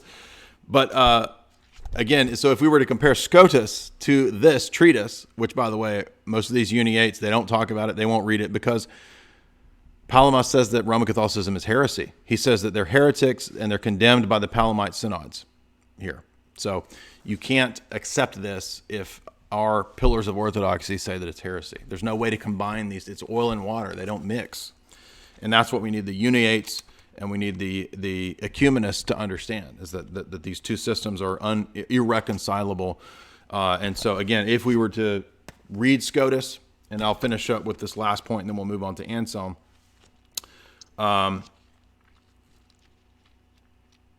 Scotus moves on to discuss human reasoning up from nature, but he says that we can also cite authorities. And who would you think would be his authority to go to about the unity of God? why, well, he does cite Deuteronomy, to be fair to him, but then he cites Rabbi Maimonides. Interesting. So all the trads get so mad, they call us, they call Orthodox people Kabbalists. And who do we see? John Duns Scotus citing right away Maimonides. And who does Aquinas cite in the treatise De Veritate on the unity of God? Well, he cites Rabbi Maimonides against John Damascus. What clearer argument could you have that they are siding with classical theism against the essence energy distinction? And by the way, it is absolutely Rabbi Maimonides. And then he goes on in this treatise, Unicity of God, which I said is only about 15, 20 pages. He goes on to argue on the basis of the absolute divine simplicity presuppositions that the first being must be actus purus. He is the true, the good, the being, and he possesses those things in fullness so that he can be the most perfect being. So that's what we see with Scotus. We don't see any real refuge or we see one good critique of Aquinas, which we share with Scotus, but that's not enough. I'm sorry, that's not enough for us to say, well, then let's combine with Franciscans and Scotus, because the rest of the system, everything else, is absolute divine simplicity, created grace. All the same problems are still there. Well done, Jay. That was a good critique. Appreciate that. Would you? So let's move to you now. I have some things I would mention about Anselm. I mentioned a little bit earlier, but why don't you tell us about the ontological argument? Lay it out for us. Tell us what you think about it. What are its strengths? What are its weaknesses? And let's talk about whether this is a better approach. Does it fail? Does it achieve anything? What do you think? Yeah, let me start first by I don't actually personally think it's an ontological argument, and but I have my critique of it. It can be ontological in a loose sense if we're talking about the Greek word ontos, being. So one of my critiques, and I know this will probably be your critique as well, is this presupposition about being, that this kind of self-evident. The difference between Anselm and Aquinas and Scotus and the rest is Anselm's going to be pulling from more Platonic thought and Neoplatonic thought. And so I'll talk a little bit about that. But let me first just give my argument why I don't think it's an ontological argument. So the first person to actually make that phrase ontological argument is Immanuel Kant within the Critique of Pure Reason. And he says there are two unique conditions for qualifying something being ontological. It's when we start with a concept within the mind alone, and from the meaning of that concept, immediately, and that's going to be important, immediately conclude the existence of that outside of the mind. And number two condition, without any recourse to sense experience, then an argument's ontological.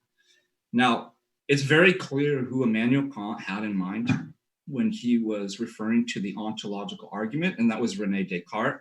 René Descartes presents two types of ontological argument. I think it'll suffice for our purposes just to go over the one that he starts with talking about, for example, well, what is the essence of a triangle, i.e. the meaning, the concept in the mind? It's a three-sided geometrical figure whose angles equal 180 degrees. Can you conceive of triangle apart from three-sidedness? No, you can't.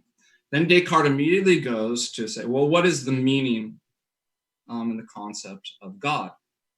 It is necessary being. What is necessary being? A being who cannot not exist. So just as you cannot conceive of the essence of a triangle apart from its three-sidedness, you cannot conceive of God apart from existence. This is why Kant's critique is existence can't be a predicate, is one of his critiques of the ontological argument.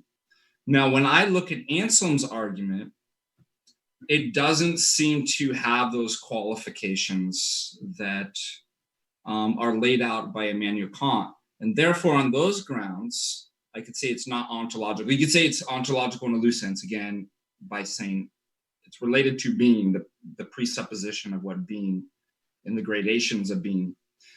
But Anselm starts off with saying he does not have because Descartes says we have a positive conception or concept of what God is. Anselm's different because he starts off, and this is something that we could appreciate, with an apophatic formula that God is that than which nothing greater can be thought. Id quod meus cogitare nequit in the Latin. And so the second reason why I would say it's not an ontological argument, so he doesn't start with a positive apprehension of a concept of essence. Number two, that he doesn't immediately conclude. So watch how Descartes, as soon as you understand the meaning and essence of God, God exists. Anselm has at least 6 or 7, if you laid it out in a deductive form. He actually puts it in a reductio form within the prosologium. If you lay it out in a deductive form, there's at least 6 or 7 premises. So maybe I'm just splitting hairs, but by that, again, ontological argument was first given by that term by Immanuel Kant. It's referring to Descartes.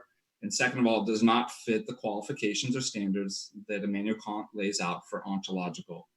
And therefore, it's not an ontological argument. Now, later thinkers will develop ontological arguments that, and notice how it's different. It does not start off with in an apophatic formula. They'll say, God is the greatest being, or the greatest thing that can be conceived. And one of those perfections is being. So the starting point's different. So again, I think we can appreciate that Anselm starts the formula of God in an apophatic way. So let me just go through. Do you want me to just lay out the argument real quick? Yeah, please do. For the listeners? For the listeners and the viewers? Okay. Let me just, so to make it easier, let me just put it in not its reductio. Let me. By the way, I'm not. I don't want you to get distracted. I'm gonna have to wee really quick. So I'm gonna let you lay out the argument. I'll be listening, so I'm not ignoring you. But don't get distracted because I'm stepping away really quick. I'll be right back. Okay. So again, Anselm starts off with God is called that than which nothing greater can be thought. Id quod meus cogitare nequit. So it sounds really strange because you've got a lot of pronouns in there. That, which, and you have a comparison to than. So he starts off, God is that than which nothing greater can be thought. Excuse me. God, that than which nothing greater can be thought. Let's make it easier. Let's just call it X. That X is that than which nothing greater can be thought. X can be thought, premise 2. You might ask, well, how do you know that? I know it because I thought it. I just thought X. Number 3, which is going to follow from premise 2, is that, well, X is a thought. If you can think something, at least in a very loose sense, it's a thought. And where do thoughts exist? On the bottom of my shoes, in my glass. Thoughts exist in the mind. Premise 4. So that's going to follow from premise 2 and 3. Now watch this move that Anselm makes here. He then says, well, it's greater, and you could ask, well, greater in what sense? But let's just say quantitatively. Now, this still has a connection to being. And the presupposition that he starts with, this kind of Platonic notion of being, is that there is this kind of gradation of being.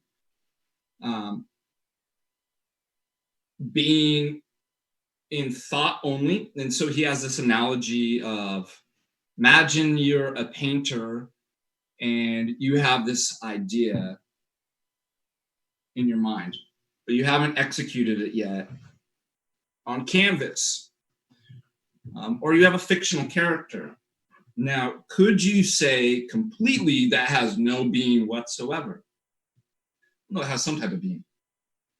Perhaps, and this is using the kind of Platonic language and notions, it's the lowest form of being. Well, what would be greater than that? Well, when the painter then goes and executes his idea that's in his mind, and now you have something existing in the mind, and then you have something existing on the canvas. So here you get a second degree of being. So that's greater than just existing in the mind alone. And then it'll conclude, and this is definitely Platonic, that the greatest, the highest degree of being is that which is but can in no way be in the mind. And we'll see that'll play an important part later in his argument.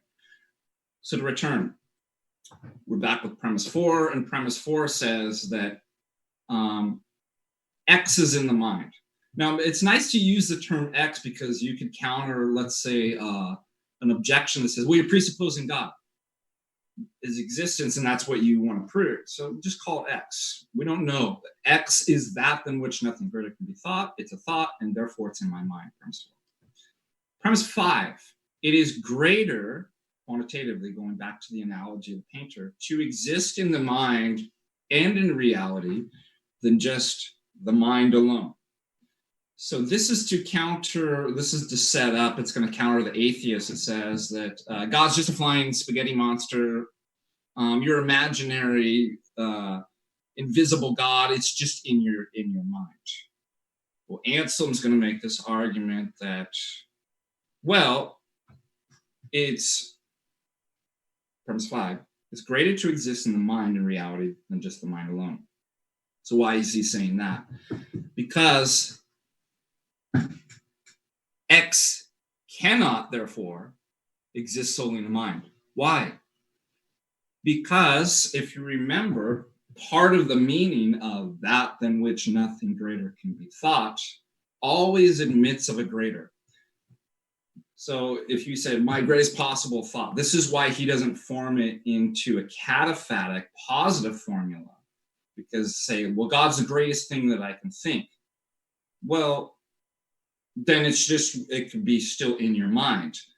But when you put it in an apophatic formula, because that in which nothing greater can be thought, and therefore always admits of a greater, that if you think God is the greatest possible being and it exists in your mind, that in which nothing greater can be thought is greater than that, and therefore must exist outside the mind as well.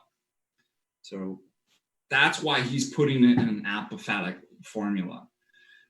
Therefore, X must exist in reality as well as in the mind.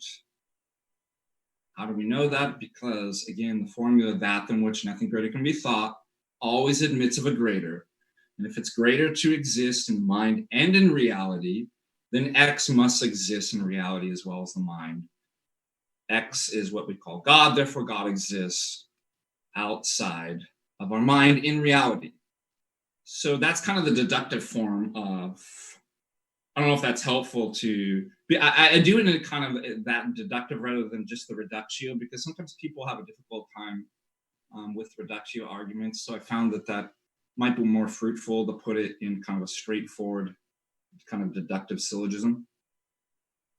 Yeah, no, that's a great explanation. A lot of people will describe this argument in various ways. That was really good.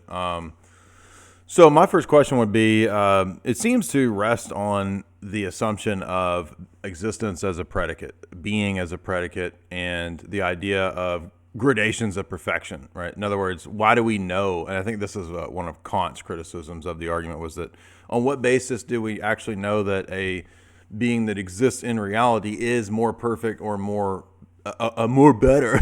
He's more better, right? We don't actually know that. The argument assumes that. Now, it may be the case that it is better to exist in reality than only in the mind or in conception or something like that, or in the mind and in reality. But the argument rests on that epistemic and metaphysical assumption that is not yet demonstrated. So it kind of falls prey right away to the critiques that we could have of the classical arguments, typically speaking, like, the way Hume critiques the cosmological argument is that if you don't want to start with your sense experience, I know this argument is not starting with sense experience, it's more Platonic, but it's the same type of critique, which is that you're assuming a lot of philosophically heavy baggage that hasn't really been demonstrated yet. That's exactly right. So that's why I gave out of the prosologian, I wish I had my prosologian with me, but he references the three gradations of being through using this kind of metaphor of a painter. And anybody that knows this stuff will know that that's Neoplatonic thought right there about being, about the gradations of being. So you're absolutely right, Jay, that the critique of Anselm could be, well, I'm not granting your starting point.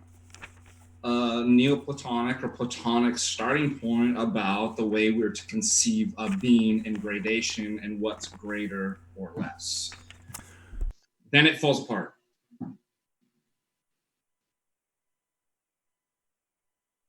You're mute.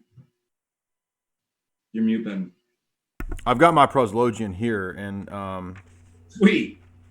So he talks about, in many ways, by the way, there's quite a few sort of absolute divine simplicity type statements here that we also couldn't accept because, as he progresses into chapter 17, 18, and 19, he's arguing for just an absolutely simple, perfect essence, right? Now, he does eventually attribute personality and personhood to this being, but by chapter 23, he said, it's the Father, Son, and Holy Spirit who is this equally good, perfect essence and all that. The supreme simple, the supreme unity, the supreme one, and on and on and on. Again, not that we have a problem with the unity of God. It's just that, ironically, it kind of it still falls prey, I would say, to some of the critiques that we would make of absolute divine simplicity, because and that was the critique I took in my essay when I critiqued it, was that it still it assumes that the one that we're talking about here is that unity is in some way preeminent over multiplicity. I would argue that just like in the Christology, the of Anselm in Cordeus Homo 1.9, you have the divinity overtaking and supplanting the human. There's a similarity with the unity in God. The unity in some way is more primary, more metaphysically prior, more. There's a greater aspect to unity than there is to multiplicity, and ultimately, this is the problem of all Roman Catholic theology. So I actually touched on that in my critique. I think I put that in the chat earlier. If anybody wants to read my critique, I listed the argument from Anselm, and then went on to talk about how, while there is an a priorist aspect to this that's interesting, I would agree with Father Deacon Dr. Ananias. After those critiques of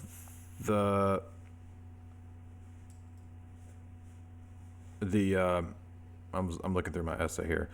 What it argues for is first and foremost a supremely simple being. So it still includes the generic notions of theism. It's just that, like we saw with Scotus, we're starting with conceptions of being that are seen to be perfect, preeminent, most perfect, like Scotus has. That even though Scotus doesn't accept the argument, it's still utilizing conceptions of being as primary. But being is not a predicate of the divine essence, right? Being is, for us, an energy of God. So it doesn't work ultimately. In other words, we had, I think I mentioned this to you, we had a guy who specialized in this argument, and I think you knew who he was, but he actually came to my university when I was an undergrad, and he gave a lecture on how, if you followed through with the ontological argument, what it actually proves is a unity of perfect being. If you follow through the argument, it doesn't prove a personal God. It proves generic monad oneness And actually, theologians after Anselm who did go with this tradition, like Malebranche, this guy was a specialist in Malebranche. He argued that Malebranche actually took the argument in a more consistent way with absolute simplicity and argued that really it just proves ontologism. And in Denzinger, there's a later condemnation of the conclusions of the ontologists. I don't have my Denzinger here beside me. I could go get it, but you can find the condemnations of Malebranche on the ontologists in the post-Tridentine period of Denzinger. And that's because ultimately, if absolute divine simplicity is true, even in the Anselmian view, because the Anselmian Augustinian tradition in the Latin Church is not really different than the view of simplicity in the Thomistic tradition. It's also, as we saw, not different in the Scotus position. It's still absolute divine simplicity. And so what it ends up proving is a kind of generic monad, if you granted the presuppositions. That's my view. It doesn't actually prove the Trinity. So again, it's the right idea of moving in the right direction away from empirical argumentation, trying to prove God and the Trinity through empirical sense data. That's not really going to work. So it's a step in the right direction. But there's going to be, after you're done, I'll show that there's going to be a problem. I'm done. Yeah, go ahead.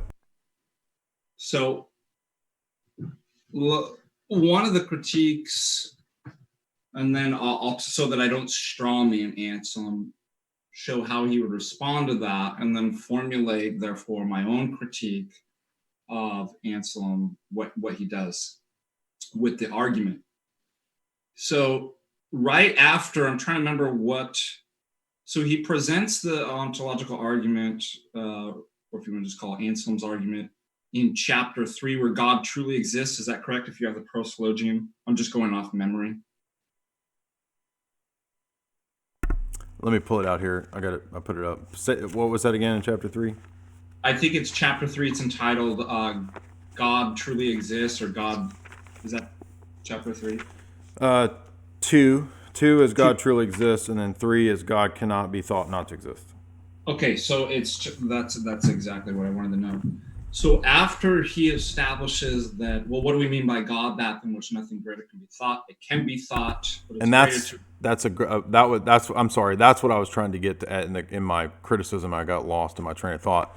Is that what we're starting with is a rational conception of God, and not God revealed as I am that I am, the Father, the personal Father, revealing Himself through the Son and the Spirit.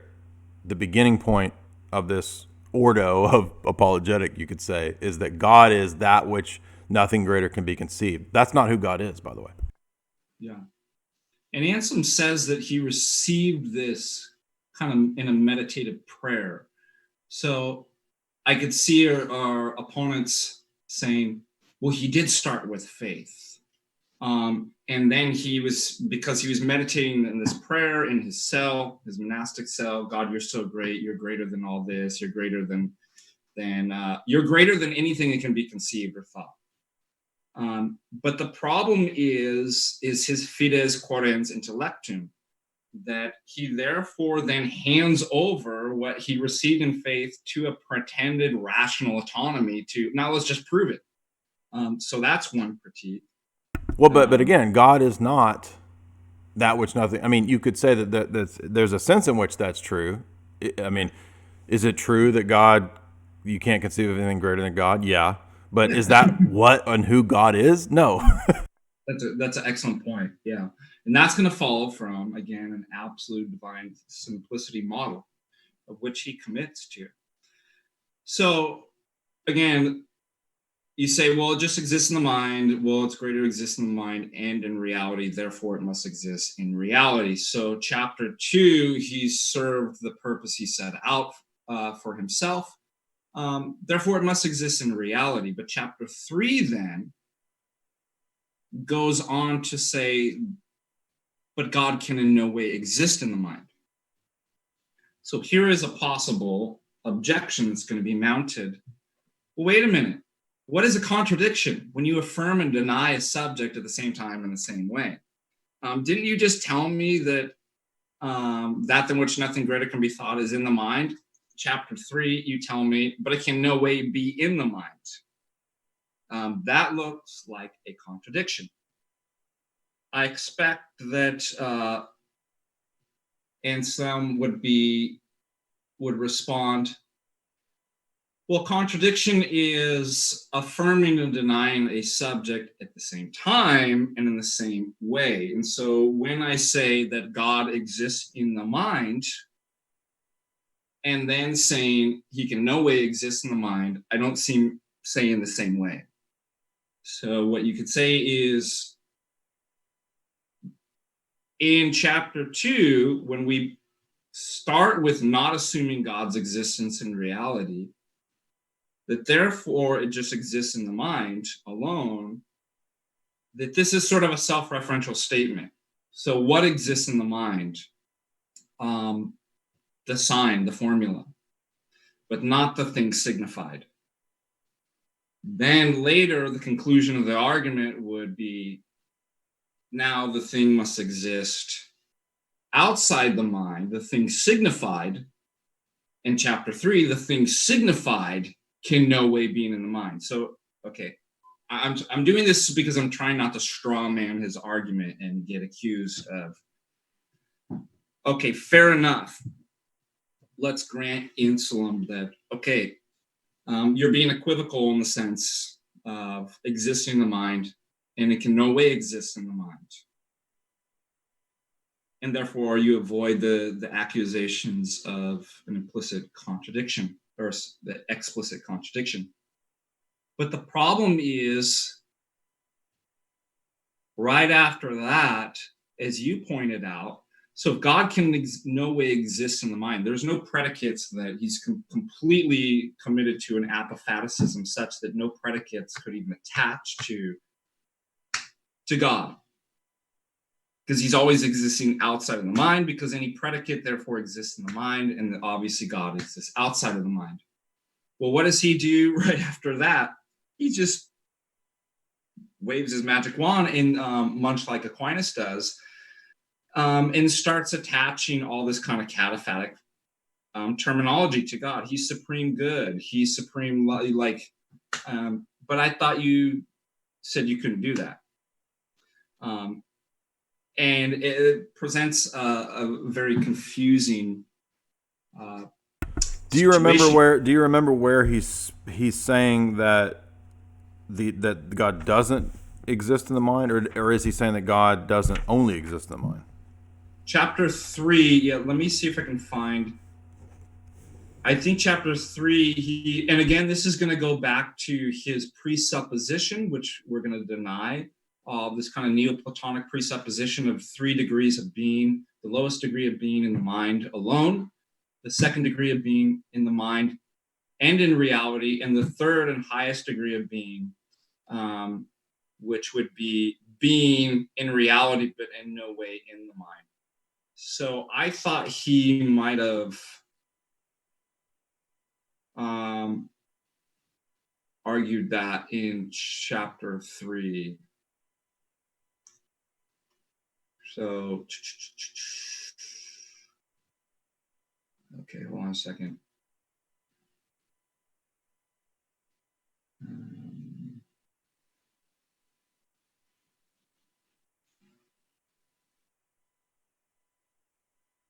So he basically says it remains unthinkable.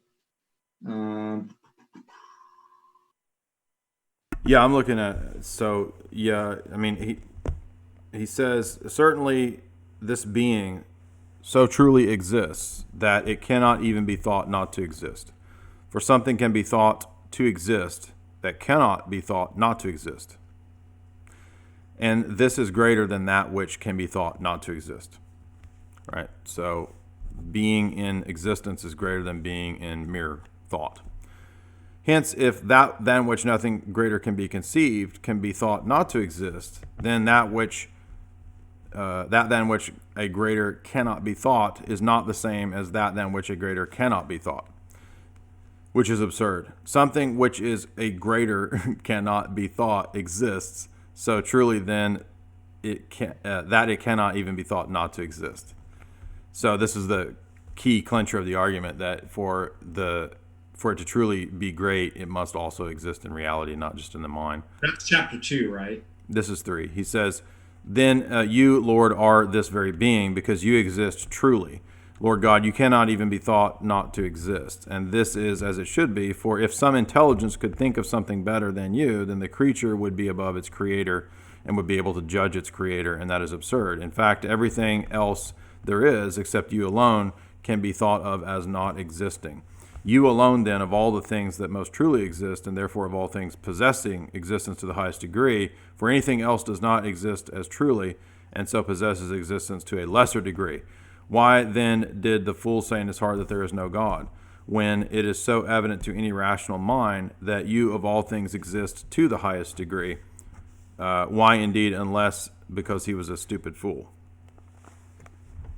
Yeah, that's not where. What's chapter 4? What's the title of chapter 4? Because I remember he goes on. So that's sufficient. 4 is where he says, the fool has said in his heart that which cannot be thought. Indeed, he has said in his heart what he. Go ahead. That's it. That's okay. It. It's in chapter 4. Because then, because notice he's playing up that which cannot be thought, and I think he's going to state in there cannot be thought, but we shouldn't assume that that which cannot be thought does not exist. Why? Because it rests on the foundational assumption that he has that there's 3 degrees of being. Lowest degree of being in the mind alone, second degree mind and reality, and the third highest degree of being in reality, but in no way exists in the mind.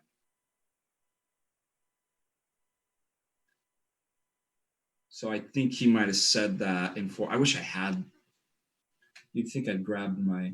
Well, yeah. I mean, if we followed through with granting a lot of these presuppositions, again, what we're having to grant from the outset is that we all have the same conception of God, that we all have the highest conceivable possible being. Well, we don't know what being is. We also don't know that what's in our mindscape actually matches up to the being in reality.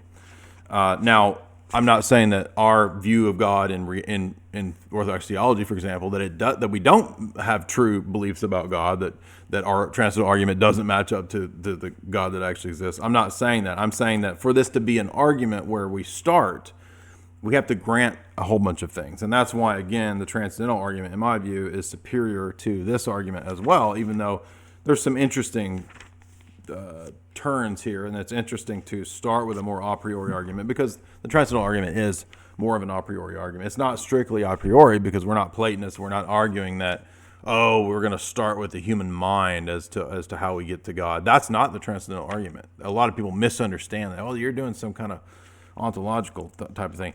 No, we're not starting with human reasoning, autonomy. We're starting with revelation. We're saying that the worldview that's presented on the basis of Orthodox Christianity is true, and that God is true, because that's the one that can ground all of these things that we utilize. Time, space, causality, morals, ethics, aesthetics, knowledge. All those things can be grounded and made coherent in that worldview. And so it's not the same thing as saying, let's sit back on a recliner like Kant and Plato and Anselm, and let's speculate, and let's see if we can reason out in our minds what is the most perfect thing, what is the highest conception of a thing, what is the generic conception of being according to Scotus, what's the causal chain that we can think up. We're not doing that. It's actually an anti-rationalist argument, even though some people think, transcendental arguments, that's a bunch of Kant, that's a bunch of rationalism. No, it's not. It's actually very, very, very practical. The easiest way to see the practicality of this argument is to point out that it's ethical, right? These arguments aren't actually, you could argue Anselm's is ethical, but cosmological arguments, they're not inherently ethical. Maybe the first cause is Satan, right? Maybe the first cause is a giant universal fart. Who knows? So there's nothing inherently ethical about a being that's not personal. We need the God of our system that we're arguing for to be personal God, so that we have then a reason why it's wrong to go against what's true, right? So in other words, metaphysics presupposes ethics. Ethics presupposes. Now, by the way, Jay, the objector is going to say, but wait a minute. Aquinas' fourth way of gradation admits of a moral aspect through gradation, but you could respond, here's the problem. It doesn't become clear at all that any of those 5 ways are referring to the same entity. Yeah, that's a good point. Now, he goes later on to try to argue that these have to be the same entity. I don't think successfully, though. Well, actually, I would argue too that it's really only a presuppositional type of philosophy that understands that ethics and metaphysics and epistemology are intimately and necessarily connected and related. So even though Aquinas might make that move, I'm not sure on Aquinas' system that he could make that move. So he may do that, and I mean he does this kind of stuff many times over. But is he actually justified in including ethics in that version of the argument that he makes? Because in the fourth wave, he talks about what's better than something else or what's worse. Again, is granting this assumption. Granting the assumptions, yes. That we all just have this same understanding. We just look and just intuitively know things that are better and worse. But that's not true. Look at different people's religions and paradigms and worldviews. It is clearly not true that people... Right. I think this is good. I don't. I think it's evil. Exactly. And let's hammer this home point too, because we get mistaken critiques from both sides of things, which is that you're too academic, you're too philosophical. Well, listen, I'm going to quote to you from the Triads about the very first point about Platonism and Greek Hellenic thought being demonic. So this is where the trads get mad, right? So the Orthodox, we have some Orthodox people say, "Oh, you're too academic. It's too academic." No, we're actually saying that these Greeks are kooks. They have some insights. There's nothing inherently wrong with philosophy itself. God created all things. God is the origin of the love of wisdom. God is wisdom. Philosophy, philosophia, right? So that's not the problem. Did you point out that I know this sounds hyper academic and rational, and it wouldn't have to be if there weren't academics and philosophers that we had to refute. So, I mean, Great point. You're not supposed to understand what they're teaching and promoting. You have to be able to understand the philosophies to be able to refute them. Yeah, I mean, most of the patristic philosophic discourses are against goofy philosophers, right? I mean, you have this 800,000-page treatise of St. Gregory of Nyssa against Eunomius. It's the most technical and intense bunch of stuff, and he's arguing against a crazy philosopher. So he's speaking to this crazy guy on all this crazy language, and that's why if you read the Triads right away, St. Gregory of Palamas says that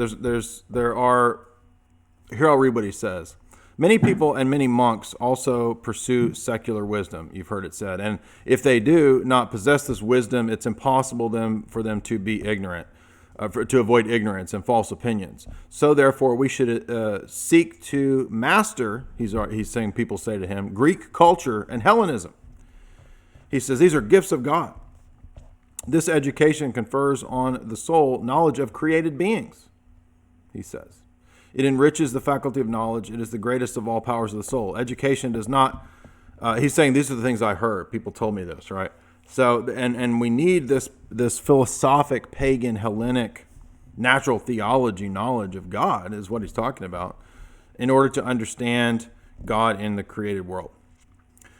St. Gregory responds by saying, I was in no way convinced when I heard these things that such views being put forward, for in my small experience of monastic life, it showed me that just the opposite was the case. For I was unable to make a defense against them. Quote, we not only occupy ourselves with the mysteries of nature, they would say, but also with the celestial cycles and studying the motions of the stars and natural science, you could say. So he goes on to say that when he thinks about Greek culture, the images of these principles existing, and so forth, he says, when I think about the methods of distinctions and syllogistic reasoning and analysis, that these things relate to the Creator. Now, I myself am incapable of responding to these arguments, and so I maintain silence towards these people. But now I beg you, listen to me, because I will tell you of the apostles' instruction that I should be ready to give an account for the faith that we have. By examining the nature of all these sensible things, I have arrived at a certain conception of God, but not as a conception truly worthy of worship of Him.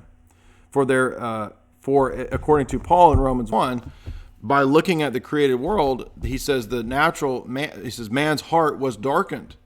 So he actually is saying that Paul, he's pointing out the point that I made when I was looking at Romans 1 a few talks back. And Paul does not say that the natural world is a means where we do Aristotelian syllogisms to get back to God. Paul says that the revelation of the natural world shows that we're idolaters. That's what Gregory Palamas is saying. He says, in fact, has the wisdom of the pagan world achieved what it sought? He says, no. He says the wisdom of the pagan world is demonic. And in fact, it is given the divine name to demons and has worshipped demons. He then goes on to say that Platonism and Plato and his doctrines are demonic. Does that mean that he says nothing true? No. Does that mean that a heretic says nothing true? No. Arius said true things, but his doctrines were demonic. He goes on to say, however, you will say to me that you are denying philosophy. If one says that philosophy, insofar as it is natural, is a gift of God, I agree that what they say is true and without contradiction. And I don't want to be misunderstood, he says, but the mind of demons, right, he says, has perverted these things. And he says that philosophy and Greek wisdom can contain truths. He says, however, the demons have a knowledge of these things and they have perverted it. And therefore, Greek wisdom, for the most part, he says, is demonic. That's St. Gregory Palamas saying that pagan wisdom, it says, if you are going to do this, he says it must be thoroughly purged. And so he goes on and he says that the mysteries of God are a higher version of, it's better to seek a direct perception of God than to be fixated on creatures. And so that's why in apophatic theology we are seeking the direct perception of God via the nous. We don't want to be caught up in obsessing on creatures. It's not that creatures are bad. It's just that we can be deceived by creatures and images from creation. Not saying that they're bad. We're not iconoclasts. There's nothing wrong with icons. But he says that the union that we have in theosis is much greater than the knowledge of God that comes through creatures.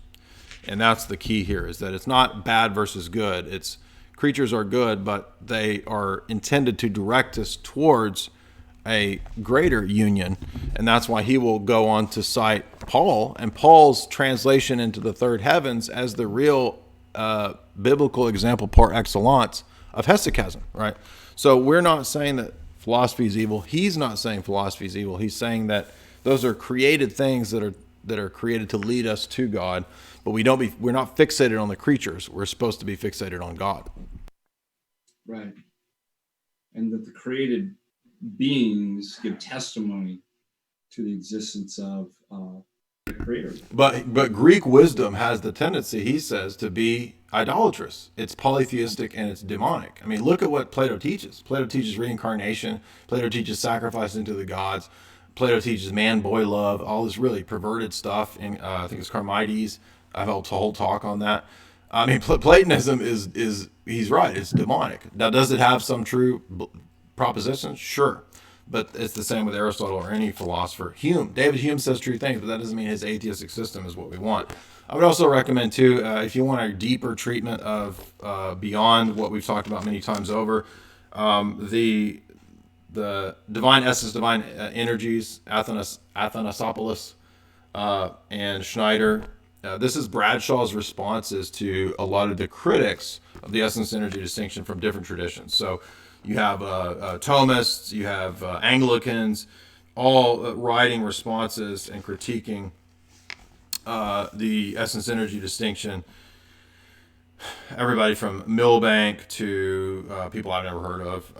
I think one of these was some Dominican. I don't know who he is. And then the responses of Bradshaw. So it's a really good treatise for a more academic, if you want, hardcore response to the critiques from proponents of absolute divine simplicity. So all good stuff there. Anything else you want to add? I mean, we don't have to stop right now, but that's most of what I had, is that I don't think that in conclusion, my conclusion of this would be that I don't think Scotus really is a solution to the essence energy distinction as a way to bridge Latin theology and Western theology. I mean, Scotus is going to teach the filioque. He's going to teach all the same stuff that we would still have a problem with, because it's not just, essence energy is not just an issue of how we reason and speak about God relating to the world. It relates to Christology. Again, when you read Maximus, it's all applied to Christological actions in the world. The essence energy distinction in book 3, chapter 15 is all about Christology. So it's not something that you can just stipulate to being about God's relationship to the world. It spills over into all these other areas, and that's what's crucial to understand. And that's why when you understand that, you can see how it really doesn't matter if Scotus got a few things right, because it still can't be reconciled with orthodoxy. But I'll let you give your assessment of Anselm and orthodoxy, and how do we view this? Right. Again, same points. We're not saying, and this is what our opponents would always say, but they're saying this here, that what you believe. You believe in apophatism. That's not what's being contended, and argued that, of course, people can say true stuff. And insofar as they do, they're being orthodox. But and this is why it's so important for our modus operandi is Eastern Orthodox, is not a natural theology. It's a presuppositionalism, and therefore we're always looking at, well, what are the presuppositional starting points of these thinkers? And this is what makes it incompatible. Not, of course, they're going to say true stuff, but the starting points we do not grant.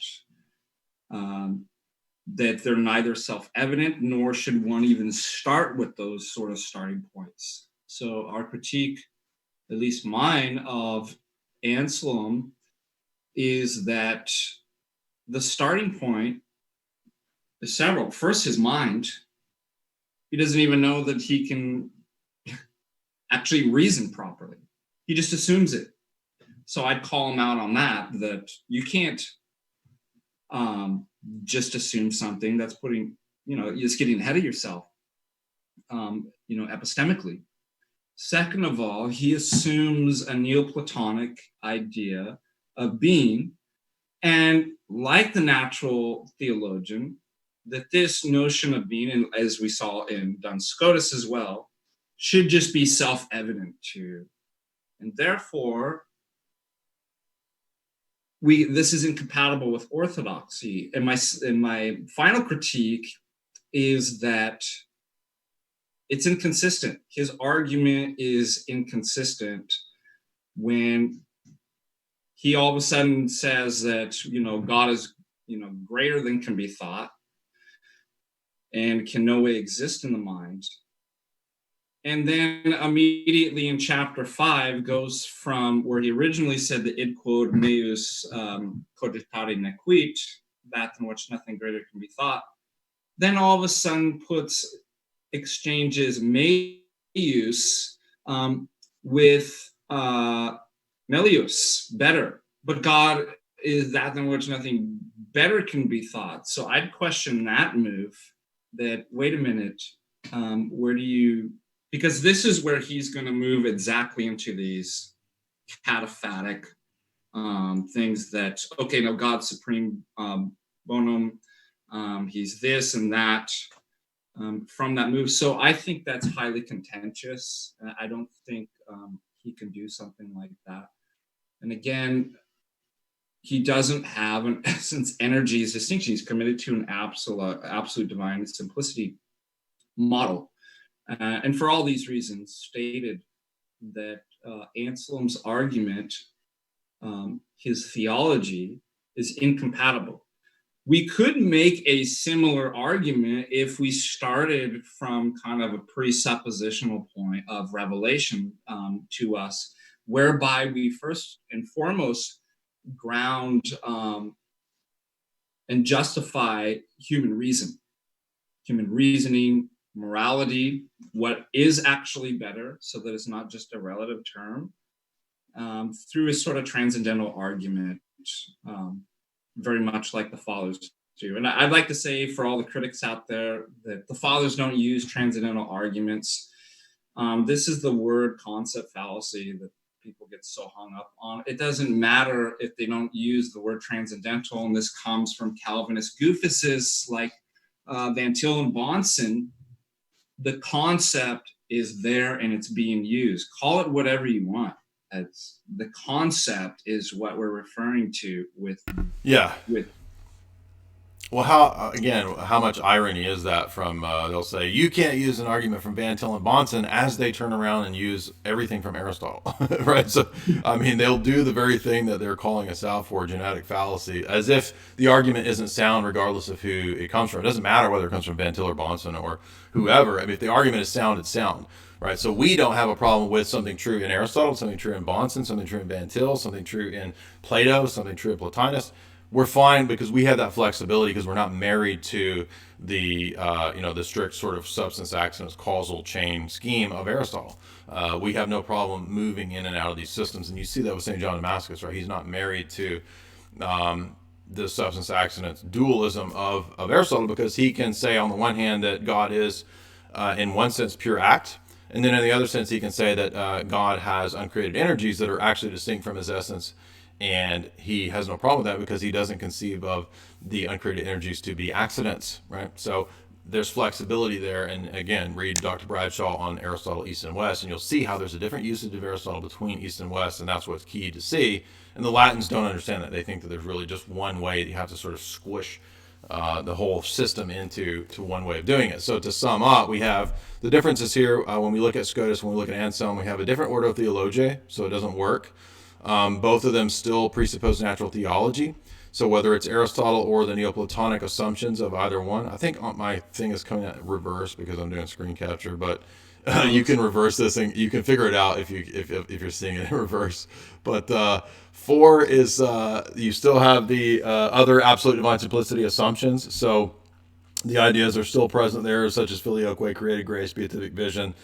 And therefore, ultimately, no, it's not possible to utilize John Duns Scotus or Anselm as bridge ecumenist figures. So this refutes the Uniates, this refutes the Eastern Catholics, this refutes Ibarra and Lofton and the guys who are trying to say that, well, it's all the same stuff, man, Dr. Jared Goff, etc. So that's my take on it, and I'm going to put Father Norwegian News is his channel. I forgot to link it. I'll link it when the stream's done. I'll put it in there for the rest of the people who come and see it tomorrow. They'll have the links to his stream. I'm afraid let me put it in there. I'll let you close up and I'll put your links in the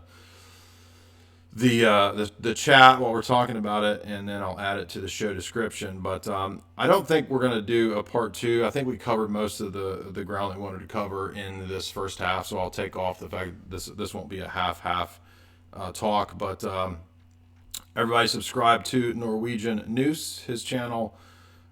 It's pulling up Norwegian nouns. That's not what I want. Norwegian News. I'll put his channel here in the chat. Almost blocked you. Other channel.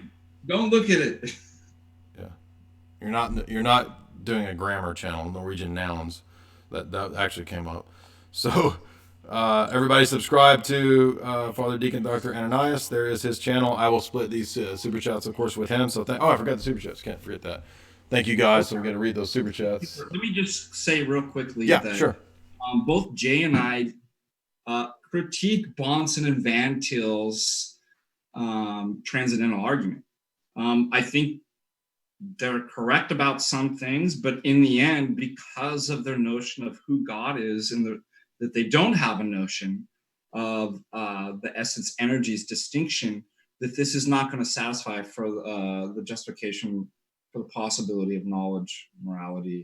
And so I will end with that, and then we'll do the super chat. Yeah, actually, I tweeted an article that a guy I know a long time ago, he wrote. Actually, he doesn't cite me in this essay, but he's actually citing me. But you can find it on my Twitter. It's from Orthodox Bridge or something like that. But it's about Van Til and the Trinity, and he's critiquing Van Til's absolute divine simplicity because Van Til has this mistake where he says that the essence of God is a person, and he was trying to get around the problem of impersonalism, which Orthodoxy does avoid.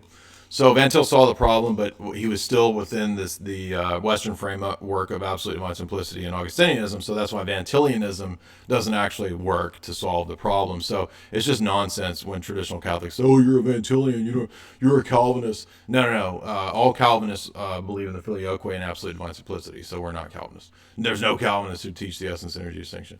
All right, so Franklin Chan, I know that there's some Calvinists that'll say, yes, there is. There'll be some dude. But typically speaking, classical Reformation theology totally affirms absolute divine simplicity, totally affirms the classical Latin filioque, which we do not. Franklin Chan, $10. Thank you for the work. Like always, Jay. Thank you, Franklin Chan. Much appreciated. He's always big time supporter. We got 2 big fat super chats here, so I want to thank those guys. Acrobatic Jesus 199, love you, Merry Christmas. We love you, Merry Christmas to you. Christmas. And Acrobatic Jesus sends $50, big Christmas present. Yeah. So we'll be splitting that between me and Father Deacon Dr. Ananias. Adam Ray sends $50. He says, "Thank you for turning me on to Orthodoxy. I was chrismated Sunday after Pentecost." Glory to God. Welcome. Yeah, man. I was raised Baptist, but it was Christ and the Orthodox Church that saved my faith. I don't know where I would be without it. I feel the same way. I don't know where I would have been if I had just wandered off in the worlds of Calvinism and Roman Catholicism. So I feel you on that, Adam Ray, and welcome to Orthodoxy. Christos Anesti, $4. Thank you all for your work. God bless. Thank you. Thank you. Randy Churchill, Jay, Anselm assumed that God's justice looks like human justice. Yes. Is this idea from God being bound by necessity? Did Anselm not believe in the freedom of God? This is an interesting question because this gets into what's called theological voluntarism. To be fair to Anselm, I don't. Maybe you could argue that his idea of God having to satisfy his own standard of justice, which is a goofy, weird thing about absolute divine simplicity. I would argue that yes, I think maybe you're right that. So in Calvinism, theological voluntarism identifies the will of God with the essence of God. So basically, whatever happens is the determined will of God because God's essence is his will. God's essence is necessary, therefore his will is necessary, therefore what he wills is necessary, and thus you get the predeterminism. So in Calvinism, this is referred to. Calvinistic theology is theological voluntarism, right? So it identifies God's will with his essence, and this is one of the problems of how there really is actually free will. Well, there's not, ultimately, if you're consistent. Thus, I would say you're correct that Anselm's theory of atonement probably is bound up with identifying God's justice with his essence and with his will, and so therefore he has to be paid. There's no other way around it, and who could pay off God other than God? So that's probably true. Bound by necessity, yes, I would say that this is ultimately what you get when you don't believe that the persons in God are distinct from the nature. If if the persons are identified with nature, which Thomism does, absolute divine simplicity does, then you would get a confusion, and you would get actions of God that are determined, and so God's justice would not be an energy; it would be His essence, and so therefore, as with all the Latin theologians, Anselm's belief in God's freedom is compromised. I mean, he can profess to believe in the freedom of God, but if absolute divine simplicity is true, then he doesn't really. All these are going to apply to the Islamic notion of God too. I've even heard them say that they think that they have a concept of divine energies too. They don't. Some of them do. They say, but they don't actually. It's attributes within God's essence. They have nothing. Right. It's not at all the uncreated energies. And to prove that, every time you ask them about creation, they'll tell you that God being a creator is synonymous. He's an eternal creator. I mean, they're all over the board too. By the way, there's not one Islamic philosophy and theology. We've had about 5 different Islamic debates in the Discord, and I've heard 5 different things. So, I think ultimately, yes, the critiques of absolute divine simplicity do still apply to Islamic thought. Thomas W. sends $5. Thank you, Thomas W. All right, I don't see any more super chats, so I did put your channel into the chat, and I'll put it into the show description. Anything else you want to add, Father Deacon Dr. Let's see. Well, it's going to be really important to understand a fundamental distinction between the East and the West. Oral theology is natural theology. So just in conclusion, natural theology in the West assumes a pretended autonomy with regard to epistemology with man, that they could reason, and therefore things are self-evident. It's a whole bunch of assumptions that cannot be established, and therefore then reason up to God, but then you get to a generic notion of God. You don't get to God as person. And orthodoxy, in contrast, holds a presuppositional theology in which we receive the fullness of revelation. God is Lord and has revealed himself to us. God is the Lord and he has revealed himself to us. And therefore, we develop something like a transcendental argument, and can ground our knowledge. So we can use these arguments, and the only ones that can use this, because our opponents, natural theologians, they grant that they can reason before they can establish they can actually reason correctly. Right. Yeah, I mean, there's that Feser quote, Dr. Feser, the famous Thomist. So I put the quote up many times, where he says that we affirm as Roman Catholics the classical theist tradition, which is the same theology of Plotinus, the same theology of Avicenna, the same theology of Maimonides, the same theology of Aquinas. Everybody's teaching the same generic God, he says in that famous quote. And that same generic God, he says, is an absolutely simple superessence. We do not affirm that. That is from the beginning point of their theology, that's the beginning point where we diverge, right, from ours. I would add to the divine atonement, this divine satisfaction theory, which is really pioneered here in Anselm. This is what leads to the Reformation penal substitution theory. So we have to remember this, that Anselm is not just leading people in a direction of mistaken areas. I mean, he's got some good points, but he's also got some serious problems. And one of those is the divine satisfaction theory, because even though Anselm doesn't necessarily, he does have some Nestorianish statements, but even though he doesn't conceive of it as one hypostasis damning the other, the reformers are a little more consistent, because they say, well, if the divine satisfaction has to be appeased in its damnation, then you can see the train of thought of Luther and some of the classical reformers who said that, well, then there has to be a giving out of damnation, because that's the punishment. So if that's the case, if there's a penal substitution, then in their view, then the Son has to be damned. And so that leads the reformers to either the Nestorian conclusion of a human hypostasis Jesus, the dude who gets damned, and many reformers teach this, or the idea of a splitting of the Trinity, where the second person of the Godhead is damned by the Father, which is obviously blasphemous and anti-Trinitarian. So you only have two options if you continue with the divine satisfaction theory, if you try to be more consistent than Anselm was. And we see that as leading to ultimately total heresy and blasphemy and nonsense. And that's why we do have there is an aspect of penal substitution for us. This is discussed in Book 3 of St. John Damascus, the Exposition of Orthodox Faith, the last 3 or 4 chapters of Book 3.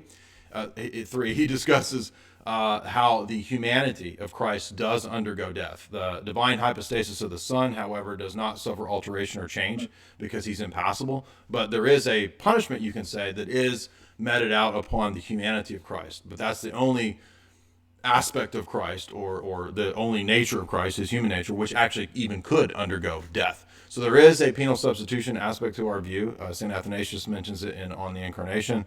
In Book 3, the last few chapters talks about how it's only Christ's human nature that undergoes death and the punishment, and he does use the word punishment. And thus it is only the human soul of Christ that's deified that descends into Hades. St. John Damascus is very clear, because we want to avoid Nestorianism even in the death of Christ. And so his divine hypostasis, St. John says, was never parted from his human body, even in That's the great point that Jay clearly stated so eloquently, that the reason why, the cause of why, many of you might even know this, why so many Protestants are Nestorian. Their Jesus is a Nestorian when it comes to the this is really pronounced in the crucifixion and his death. That and they don't even know it, that's the historian, but they speak about it all the time. And so it was wonderful that you actually gave the cause of that. You traced that back historically to where that came from. Mike, your mic. Yeah, it is. It's Anselm's satisfaction theory. That's the even though he's not saying all the conclusions of the reformers, he's sort of the origin of it. And I think actually Clark Carlton has a good chapter on critiquing Anselm on this point, that he kind of sets the stage for it. Many theologians in the Reformation tradition have called attention to this, that Anselm's satisfaction theory is the basis for what would become the reformers' penal substitution theory. But you're absolutely right as an historian. Shut this phone off. Can you hear it? Are you calling me from the circus? Yes. Like... Yes, Lord. You're calling me from the... Lord, thank you for condemning the Nestorians. Please, your holy name. It wasn't the Lord. Yeah, well put, Jay. And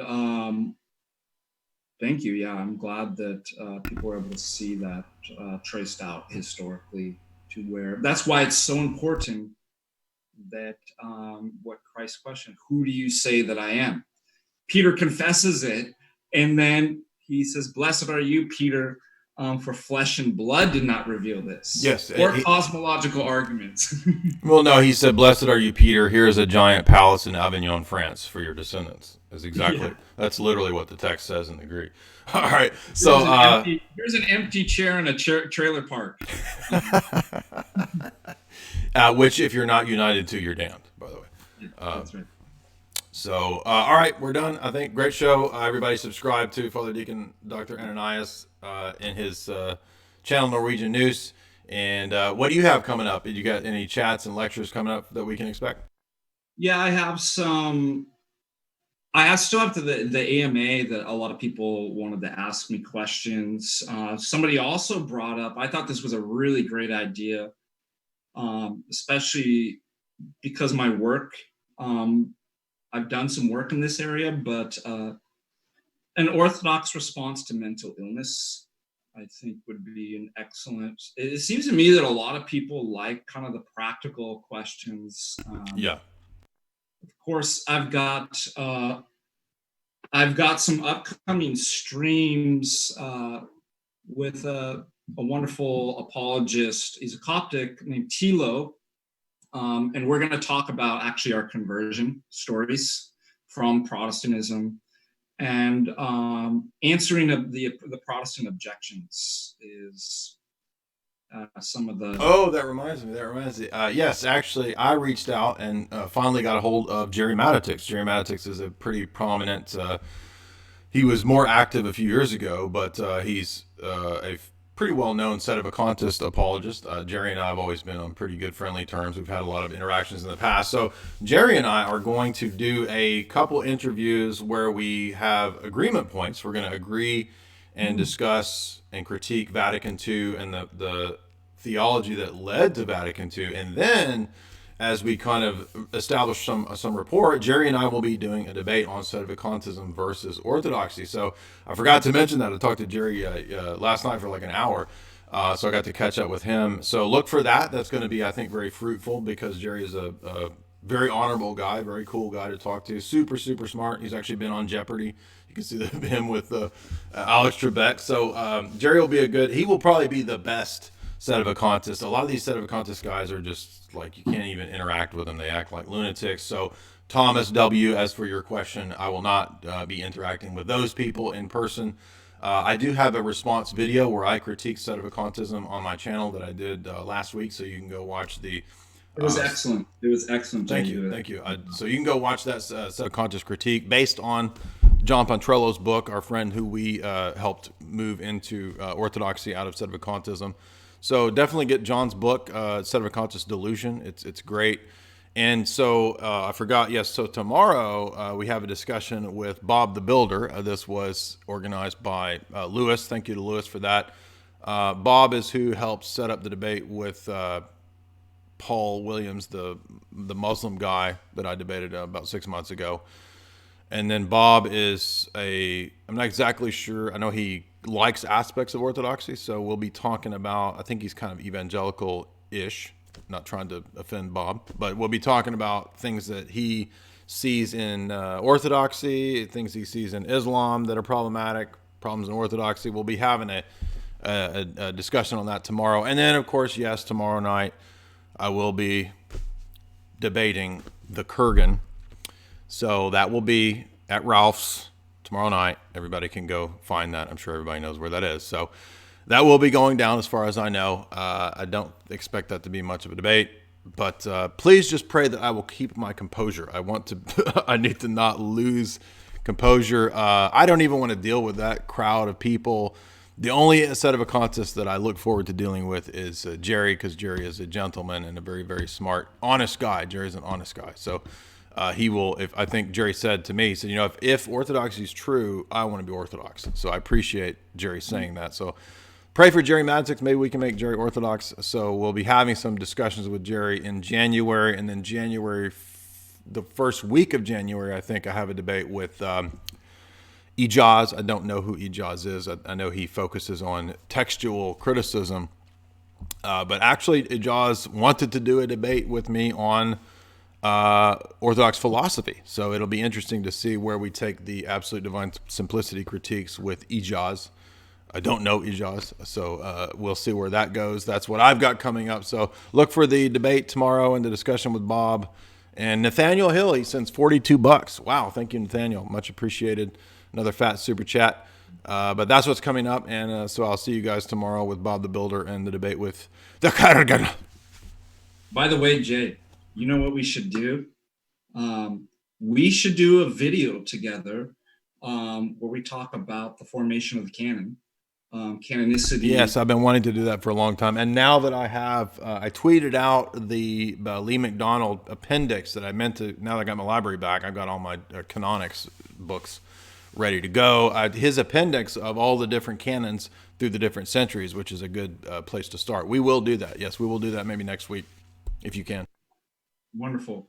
Okay, blessings. Thank you, everybody. Thank you, Jay, for having me. Excellent arguments. I really appreciated your clarity of thought and clarity of arguments with regards to Scotus. And I hope everybody else did as well. All right, everybody have a good night. And you want to give us a blessing, Father? Can you do a blessing on a general audience online? Is that appropriate? In the prayers of our Holy Father, Lord Jesus Christ, have mercy upon us and save us. In the name of the Father, the Son, and the Holy Spirit, now and ever, into ages of ages. Amen. Blessed Nativity. And for new calendar, I believe it's St. Herman of Alaska today. And yes, I pray that give your hearts, give your, Christmas is about giving, and that doesn't just mean, physical presence, but all the gospels leading up were about this through the Sundays. And so, give your life out to your service and your kindness, and, restrain your passions. And my prayers for all of you. God bless you.